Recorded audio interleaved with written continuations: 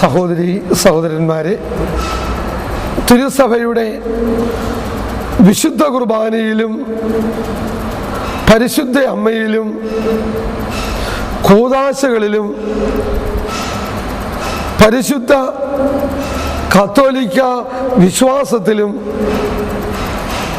സഭാതനയരെ ബലപ്പെടുത്തുവാൻ, ശക്തിപ്പെടുത്തുവാൻ കർത്താവ് കനിവോടെ ഉയർത്തിയ അവിടുത്തെ ഒരു എളിയ ദാസിയാണ് നമ്മുടെ പ്രിയപ്പെട്ട സഹോദരി മരിയ. ഇത് കർത്താവിൻ്റെ പ്രവൃത്തിയാണ്. നമുക്ക് ഇത് ആശ്ചര്യകരമായി തോന്നും. അവിടുന്ന് ചോദിക്കുന്നു, ആര് എനിക്കായി പോകും? ആരെ ഞാൻ അയക്കും? ഇതാ ഞാൻ, എന്നെ അയച്ചാലും എന്ന് പറഞ്ഞുകൊണ്ട് കുറേ സഹോദരങ്ങൾ കർത്താവിൻ്റെ കൃപയിൽ മുന്നോട്ട് വന്നപ്പോഴാണ് ഈ കാസറ്റുകൾ നമുക്കിപ്പോൾ ലഭ്യമായിരിക്കുന്നത്.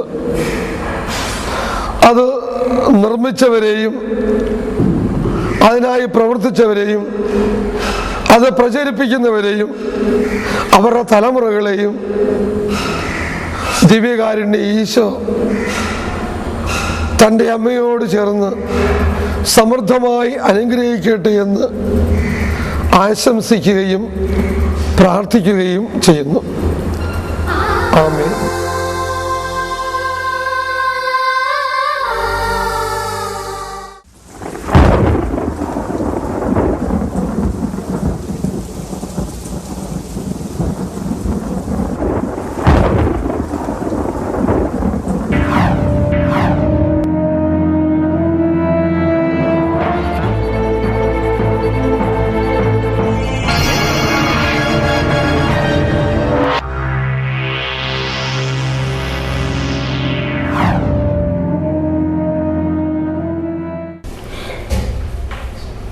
പിതാവും പുത്രനും പരിശുദ്ധാത്മാവുമായ സർവേശ്വര, തിരുമുമ്പിലായിരിക്കുവാൻ ഞങ്ങളെ വിളിച്ചതിനെ ഓർത്തും അവിടുത്തോട് കൂടെ ആയിരിക്കുവാൻ ഞങ്ങളെ അനുവദിച്ചതിനെ ഓർത്തും ഞങ്ങൾ നന്ദി പറയുന്നു.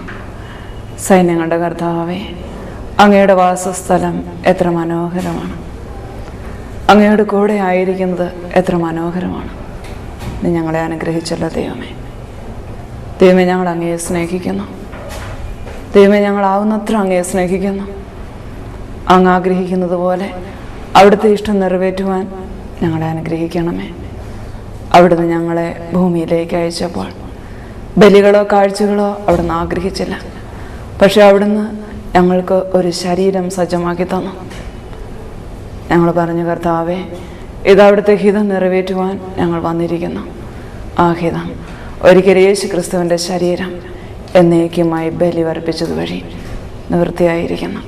കർത്താവേ, ഞങ്ങളുടെ ഈ ശരീരത്തിൽ നിരന്തരമായി ബലി അർപ്പിച്ചുകൊണ്ട് ജീവിക്കുവാൻ ഞങ്ങളെ അനുഗ്രഹിക്കണമേ. ക്രിസ്തുവിനോട് അനുരൂപപ്പെട്ടുകൊണ്ട് ജീവിക്കുവാൻ ഞങ്ങളെ അനുഗ്രഹിക്കണമേ. ക്രിസ്തുവിൽ വിശ്വസിക്കുന്നു എന്ന് പറയുന്നവൻ അവൻ നടന്ന അതേ വഴിയിലൂടെ നടക്കണമെന്ന് ഞങ്ങളെ ഓർമ്മിപ്പിച്ച ദൈവമേ, അവിടെ നടന്ന വഴിയിലൂടെ തന്നെ നടക്കുവാൻ ഞങ്ങളെ അനുഗ്രഹിക്കണമേ, സഹായിക്കണമേ. ഈ ദിവസത്തെ ഓർത്ത് ഞങ്ങൾ നന്ദി പറയുന്നു. പരിശുദ്ധാത്മാവേ, അങ്ങ് തന്നെ ഞങ്ങളെ അഭിഷേകം ചെയ്യണമേ.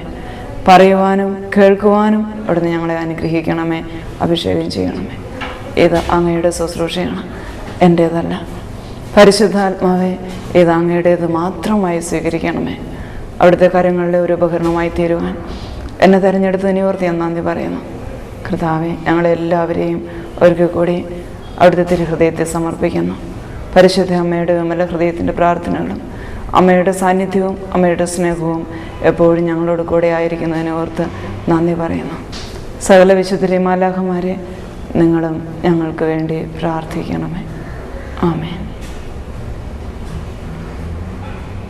പ്രിയമുള്ളവരെ, ഈശോയെ അറിയാൻ വേണ്ടി ഒത്തിരി ആഗ്രഹിച്ചു. ഈശോയോട് പ്രാർത്ഥിച്ചു. കർത്താവ് എന്നോട് കരുണ കാണിച്ചു. സത്യം എന്താണെന്ന് അറിയാനും സത്യസഭയുടെ അംഗമായി തീരാനും മാത്രമേ ഞാൻ ആഗ്രഹിച്ചുള്ളൂ. അതിനുവേണ്ടി മാത്രം എൻ്റെ ജീവിതം സമർപ്പിച്ചതും അതിനെനിക്ക് എന്തെങ്കിലും പ്രത്യേകമായിട്ട് ഒരു ലാഭം ഉണ്ടാവണമെന്ന് കരുതിയിട്ടൊന്നുമല്ല. സത്യം അറിയണം, എൻ്റെ ആത്മാവ് ദൈവസന്നിധി രക്ഷ കണ്ടെത്തണം, കർത്താവിൻ്റെ കൂടെ എനിക്കായിരിക്കണം, അത്രയും മാത്രമേ ഞാൻ ഈ ജീവിതത്തിൽ ആഗ്രഹിച്ചുള്ളൂ. അങ്ങനെ ആഗ്രഹിച്ച് പ്രാർത്ഥിച്ചപ്പോൾ ഈശോ തന്നെ എനിക്ക് എല്ലാം പറഞ്ഞു തന്ന് തിരുസഭയിലേക്ക് എന്നെ കൂട്ടിക്കൊണ്ടുവന്നു. അങ്ങനെ തിരുസഭയുടെ അംഗമായി തീർന്നു. 96 തിരുസഭയുടെ അംഗമായി തീരുമ്പോൾ ഞാൻ പഞ്ചാബിലെ ജലന്ധർ എന്ന സ്ഥലത്താണ്. ഏതാനും മാസങ്ങൾ കൂടി അവിടെ കഴിഞ്ഞതിന് ശേഷം ഞാൻ കേരളത്തിലേക്ക് മടങ്ങി. ഞാൻ വിചാരിച്ചത് എൻ്റെ പ്രശ്നങ്ങളെല്ലാം അതോടെ അവസാനിച്ചു എന്നാണ്. കാരണം ഈശോയെ കൈ കിട്ടിക്കഴിഞ്ഞാൽ എൻ്റെ പ്രശ്നങ്ങളെല്ലാം തീർന്നു. കർത്താവ് എന്നെ സന്ദർശിക്കാൻ വരുന്നു. ഓരോ തവണ ഈശോ വരുമ്പോൾ എൻ്റെ ആവശ്യങ്ങളൊക്കെ ഈശോയോട് ചോദിക്കണം. അങ്ങനെ എൻ്റെ കാര്യങ്ങളെല്ലാം നടത്തി കിട്ടണം. അങ്ങനെ ഞാൻ ആഗ്രഹിച്ചു. അങ്ങനെ ഞാൻ ഈശോ വരുമ്പം പറയാനായിട്ട് ഒരു ലിസ്റ്റൊക്കെ ഉണ്ടാക്കി വെച്ചു. ചോദിച്ചു വാങ്ങിക്കാൻ എനിക്ക് ഉപയോഗിക്കാനുള്ള ഒരു സാധനമായി യേശു ക്രിസ്തുവിനെ ഞാൻ കരുതി. ആവശ്യമില്ലാത്തപ്പോഴൊന്നും ഞാൻ ഈശോയുടെ അടുത്ത് ചെല്ലുമൊന്നുമില്ല. എനിക്ക് ആവശ്യമുള്ളപ്പോഴൊക്കെ അങ്ങനെ എനിക്ക് ഉപയോഗിക്കാനുള്ള ഒരു വസ്തു. പക്ഷെ നാട്ടിലെത്തി കഴിഞ്ഞപ്പോൾ ഞാൻ പ്രതീക്ഷിച്ചതിന് വിപരീതമായി ഒരുപാട് സഹനങ്ങൾ എൻ്റെ ജീവിതത്തിൽ ഉണ്ടാകാൻ തുടങ്ങി. എനിക്ക് തന്നെ മനസ്സിലായില്ല എന്തുകൊണ്ടാണ് ഇങ്ങനെയെന്ന്. സാധാരണ ഒരു ധ്യാനം കഴിഞ്ഞ് മടങ്ങി വരുന്ന ആളെ കണ്ടു കഴിഞ്ഞാൽ ഞാൻ ചോദിക്കും, എന്ത് കിട്ടി? ഒന്നും കിട്ടിയില്ല, പിന്നെ അവരെന്തിനാ ധ്യാനത്തിന് പോയത്? എന്തെങ്കിലും കൊടുക്കാൻ വേണ്ടിയാണ് ഈശ്വര അടുത്തേക്ക് പോകേണ്ടത് എന്നുള്ള കാര്യം ഞാൻ മറന്നുപോയി. കർത്താവിന് നമ്മളെ മാത്രം മതി.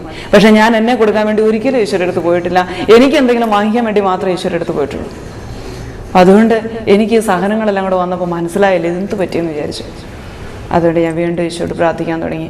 കാരണം ഓരോ ദിവസവും ഭക്ഷണത്തിന് വേണ്ടി പോലും കഷ്ടപ്പെടുന്ന രീതിയിൽ സഹനങ്ങളുണ്ടായി വന്നു. അതുകൊണ്ട് കർത്താവിനോട് ചോദിച്ചു, കർത്താവേ, ആദ്യം അങ്ങ് തന്നെയാണോ എന്നോട് സംസാരിച്ചത്?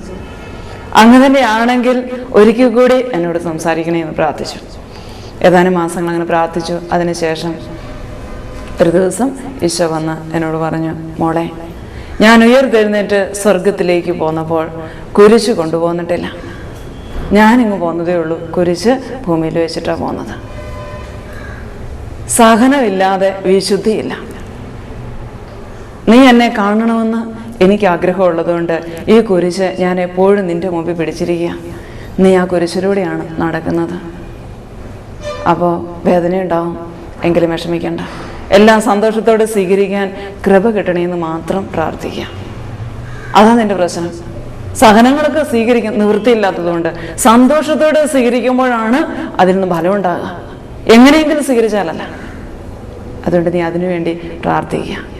സന്തോഷത്തോടെ നൽകുന്നത് അല്പമേ ഉള്ളൂ എങ്കിലും ദൈവം സ്വീകരിക്കും. അല്ലെങ്കിൽ എത്രയധികം കൊടുത്താലും ദൈവം സ്വീകരിക്കില്ല. ദൈവം അത് അറിയുക പോലുമില്ല. ഇങ്ങനെ ഒരു സാധനം ഞാൻ തന്നല്ലോ ദൈവം എന്ന് പറയുമ്പോൾ ദൈവം അത് അറിയുക പോലുമില്ല. എനിക്ക് സത്യമായിട്ട് അറിയത്തില്ലെന്ന് ഈശോ പറയുന്നത് നീ കേൾക്കേണ്ടി വരും. അതുകൊണ്ട് കുറച്ചേ കൊടുത്തുള്ളൂ എങ്കിലും സന്തോഷത്തോടെ കൊടുക്കാൻ വേണ്ടി ശ്രമിക്കുക. നമ്മൾ സന്തോഷത്തോടെ ആയിരിക്കുക. ഓരോന്നും സന്തോഷത്തോടെ സ്വീകരിക്കുക. നീ ജീവിതകാലം മുഴുവനും ഇരുന്ന് സഹിച്ച് തീരണമെന്നൊന്നും എനിക്ക് ആഗ്രഹമില്ല. ഒരു സഹനം ഞാൻ നൽകുമ്പോൾ അതുകൊണ്ട് നിന്നിൽ നിന്ന് ഒരു വിശുദ്ധി ഞാൻ പ്രതീക്ഷിക്കുന്നുണ്ട്. അത് നീ സ്വീകരിക്കുകയാണെങ്കിൽ ഞാൻ ആഗ്രഹിക്കുന്ന വിശുദ്ധി നിന്നിൽ പൂർത്തിയായി കഴിയുമ്പോൾ ഞാൻ തന്നെ ആ സഹനം എടുത്ത് മാറ്റും. നീ പറയൊന്നും വേണ്ട. പക്ഷേ നീ സ്വീകരിക്കുന്നില്ലാത്തത് കൊണ്ട് എനിക്കത് നിന്നിൽ നിന്ന് എടുത്തു മാറ്റാൻ പറ്റുന്നില്ല. ഇനി ഒരു സഹനം ഞാൻ എടുത്തു മാറ്റിയാൽ ഉടനെ തന്നെ ഞാൻ മറ്റൊന്ന് നിനക്ക് തരും. ഒരു സഹനവും ഇല്ലാതെ ഈ ഭൂമിയിൽ ഒരിക്കലും നിന്നെ ജീവിക്കാൻ ഞാൻ അനുവദിക്കില്ല. കാരണമുണ്ട്, നീ എന്നിൽ നിന്ന് അകന്നു പോകും. ഒരു സഹനവും ഇല്ലെങ്കിൽ നീ എന്നിൽ നിന്ന് അകന്നു പോകും. എന്നെ ഓർക്കുക പോലുമില്ല. പിന്നെ നിനക്കൊന്നിനും സമയം ഉണ്ടാവില്ല. അതുകൊണ്ട് ഓരോ സഹനങ്ങൾ നിനക്ക് ജീവിതകാലം മുഴുവൻ തന്നുകൊണ്ടിരിക്കും. അതോർത്ത് വിഷമിക്കേണ്ട. ഞാനെപ്പോഴും നിൻ്റെ കൂടെ ഉണ്ടായിരിക്കും. അപ്പോൾ എനിക്ക് സമാധാനമായി. ഈശോയോട് പ്രാർത്ഥിച്ചുകൊണ്ട് ദിവസങ്ങൾ മുമ്പോട്ട് പോയി. കുറച്ച് മാസങ്ങൾ കൂടി കഴിഞ്ഞു. ഞാൻ പറഞ്ഞു, ഈശോ, എനിക്ക് സുവിശേഷ വേല ചെയ്ത് ജീവിക്കാൻ ആഗ്രഹമുണ്ട്. പക്ഷേ എൻ്റെ വീട്ടിലെ സാഹചര്യം അതിനൊന്നും അനുവദിക്കുന്നതല്ല. അപ്പോൾ ഞാൻ വീട്ടിലെ മൂത്തയാളായതുകൊണ്ട് എല്ലാ കാര്യങ്ങളും ഞാൻ ചെയ്യേണ്ടതുണ്ട്. ഞാൻ എന്ത് ചെയ്യണം? ഈശോ പറഞ്ഞ് കാത്തിരുന്ന് പ്രാർത്ഥിക്കുക. ആ വർഷം തന്നെ ശുശ്രൂഷയിൽ ആയിരിക്കുമ്പോൾ രണ്ടാമത് ഈശോ ദർശനം കാണിക്കാൻ തുടങ്ങി. ദൈവരാജ്യത്തെക്കുറിച്ച് പഠിപ്പിക്കാൻ ഈശോ വന്നപ്പോൾ ഈ സുവിശേഷം എന്നെ പഠിപ്പിക്കുകയും ചെയ്തത്. ആദ്യം സുവിശേഷത്തിൻ്റെ ഒരു വചനം പോലും നല്ലതുപോലെ എനിക്ക് പറയാൻ അറിയത്തില്ല. വചനം അറിയാവുന്നതൊക്കെയും ഈ വചനത്തെ വെട്ടാനും കീറാനും മുറിക്കാനും തർക്കിക്കാനും ഒക്കെ അറിയാവുള്ളൂ. വചനം അല്ലാതെ പറയാൻ അറിയത്തില്ല. സ്നേഹത്തോടെ വചനം ഉപയോഗിക്കാനൊന്നും അറിയത്തില്ല. അതുകൊണ്ട് ഈശോ വന്ന് ഉൽപ്പത്തി മുതൽ വെളിപാട് വരെ എന്നെ പഠിപ്പിക്കുകയാണ് ചെയ്തത്. ആദ്യം എനിക്ക് ഭയങ്കര സന്തോഷമായി. ഒരു ദിവസം സന്ധ്യയ്ക്ക് 6 മണി മുതൽ രാവിലെ 3 മണി വരെ ഈശോ പഠിപ്പിച്ചു. വെളുപ്പിന് 3 മണി വരെ. ഒത്തിരി സന്തോഷത്തോടുകൂടി ഞാൻ ബൈബിൾ തുറന്നു നോക്കി. ഏത് ഭാഗം തുറന്നു നോക്കിയാൽ അതിൻ്റെയൊക്കെ അർത്ഥം അറിയാം. ഭയങ്കര സന്തോഷമായി. 3 മണിയായപ്പോൾ ദൈവത്തിന് നന്ദി പറഞ്ഞ് സ്തുതിച്ചുകൊണ്ട് ഞാൻ എഴുന്നേറ്റിരുന്ന് സ്തുതിച്ചുകൊണ്ടിരിക്കുമ്പോൾ വീണ്ടും കർത്താവ് എന്നെ ഉറക്കത്തിലേക്ക് കൂട്ടിക്കൊണ്ടുപോയി. 5 സെക്കൻഡ് പോലും ഞാൻ ഇരുന്നില്ലെന്നാണ് എനിക്ക് തോന്നുന്നത്. അത്രയും പെട്ടെന്ന് ഉണർന്നിരുന്ന് സ്തുതിച്ച് പ്രാർത്ഥിക്കാൻ തുടങ്ങിയ ഞാൻ വീണ്ടും മയങ്ങി പോവുകയാണ്. അപ്പോൾ രണ്ടാമത് ഈശോ ഒരു ദർശനം കാണിച്ചു തന്നു. ഈ ദർശനത്തിൽ അന്ത്യവിധിയെക്കുറിച്ചാണ് കർത്താവ് എന്നെ പഠിപ്പിച്ചത്, എന്നെ കാണിച്ചു തന്നത്. ആദ്യം കണ്ടത് ആകാശവും ഭൂമിയും എല്ലാം മാറിപ്പോയി. ആകാശത്തിൻ്റെ ഒരു വശം മാത്രം ഒരു മേഘമുണ്ട്, മിന്നിത്തിളങ്ങുന്ന വെള്ളി മേഘങ്ങൾ. അതിന് മുകളിൽ കൂടി മിന്നൽ പിണരുകൾ പാഞ്ഞു പോയിക്കൊണ്ടിരിക്കുക, ഇടിമിന്നൽ പാഞ്ഞു പോകുന്നത് പോലെ. അങ്ങനെ മിന്നലുകൾ പാഞ്ഞു പോയിക്കൊണ്ടിരുന്നു കുറേ സമയത്തേക്ക്. ആ സമയത്ത് ഞാനൊരു പാട്ട് കേട്ടു. രാജാതിരാജൻ മഹിമയോടെ വാനമേഘത്തിൽ എഴുന്നള്ളാറായി. ആ പാട്ട് കേട്ടു. ഒപ്പം മാലാഖ കുഞ്ഞുങ്ങൾ ഓരോ ഗ്രൂപ്പായിട്ട് പാട്ട് പാടിക്കൊണ്ട് ഉപകരണങ്ങളുമായി പാടിക്കൊണ്ട് അന്തരീക്ഷത്തിലേക്ക് വരാൻ തുടങ്ങി. 2 വയസ്സിന് താഴെ പ്രായമുള്ള കുഞ്ഞുങ്ങളുടെ ഒരു സമൂഹമായിരുന്നു ഓരോ ഗ്രൂപ്പും. അവർ ആണാണോ പെണ്ണാണോ എന്നൊന്നും തിരിച്ചറിയാൻ പറ്റില്ല. അതൊന്നും ശ്രദ്ധിക്കാൻ പറ്റുകയില്ല നമുക്ക്. അങ്ങനെ അവരുടെ ഓരോ ഗ്രൂപ്പിലും 10, 12, 16 ഒക്കെ ആളുകളുണ്ടാവും. അവർ പ്രത്യേകമായി ഒരു പ്രത്യേക സ്വരത്തിൽ മനോഹരമായി ഇത് പാടിക്കൊണ്ടിരുന്നു. ആകാശം മുഴുവൻ അവരെ കൊണ്ട് നിറഞ്ഞു. പിന്നെ അവർ പോകാൻ തുടങ്ങി. അവർ മാറിപ്പോയി. അവസാനത്തെ ഗ്രൂപ്പും അവിടെ നിന്ന് പോയി കഴിഞ്ഞപ്പോൾ ആ മേഘങ്ങൾക്ക് മുകളിൽ ഒരു നിഴലായി കുരിശിൻ്റെ ഒരു നിഴൽ കാണപ്പെട്ടു.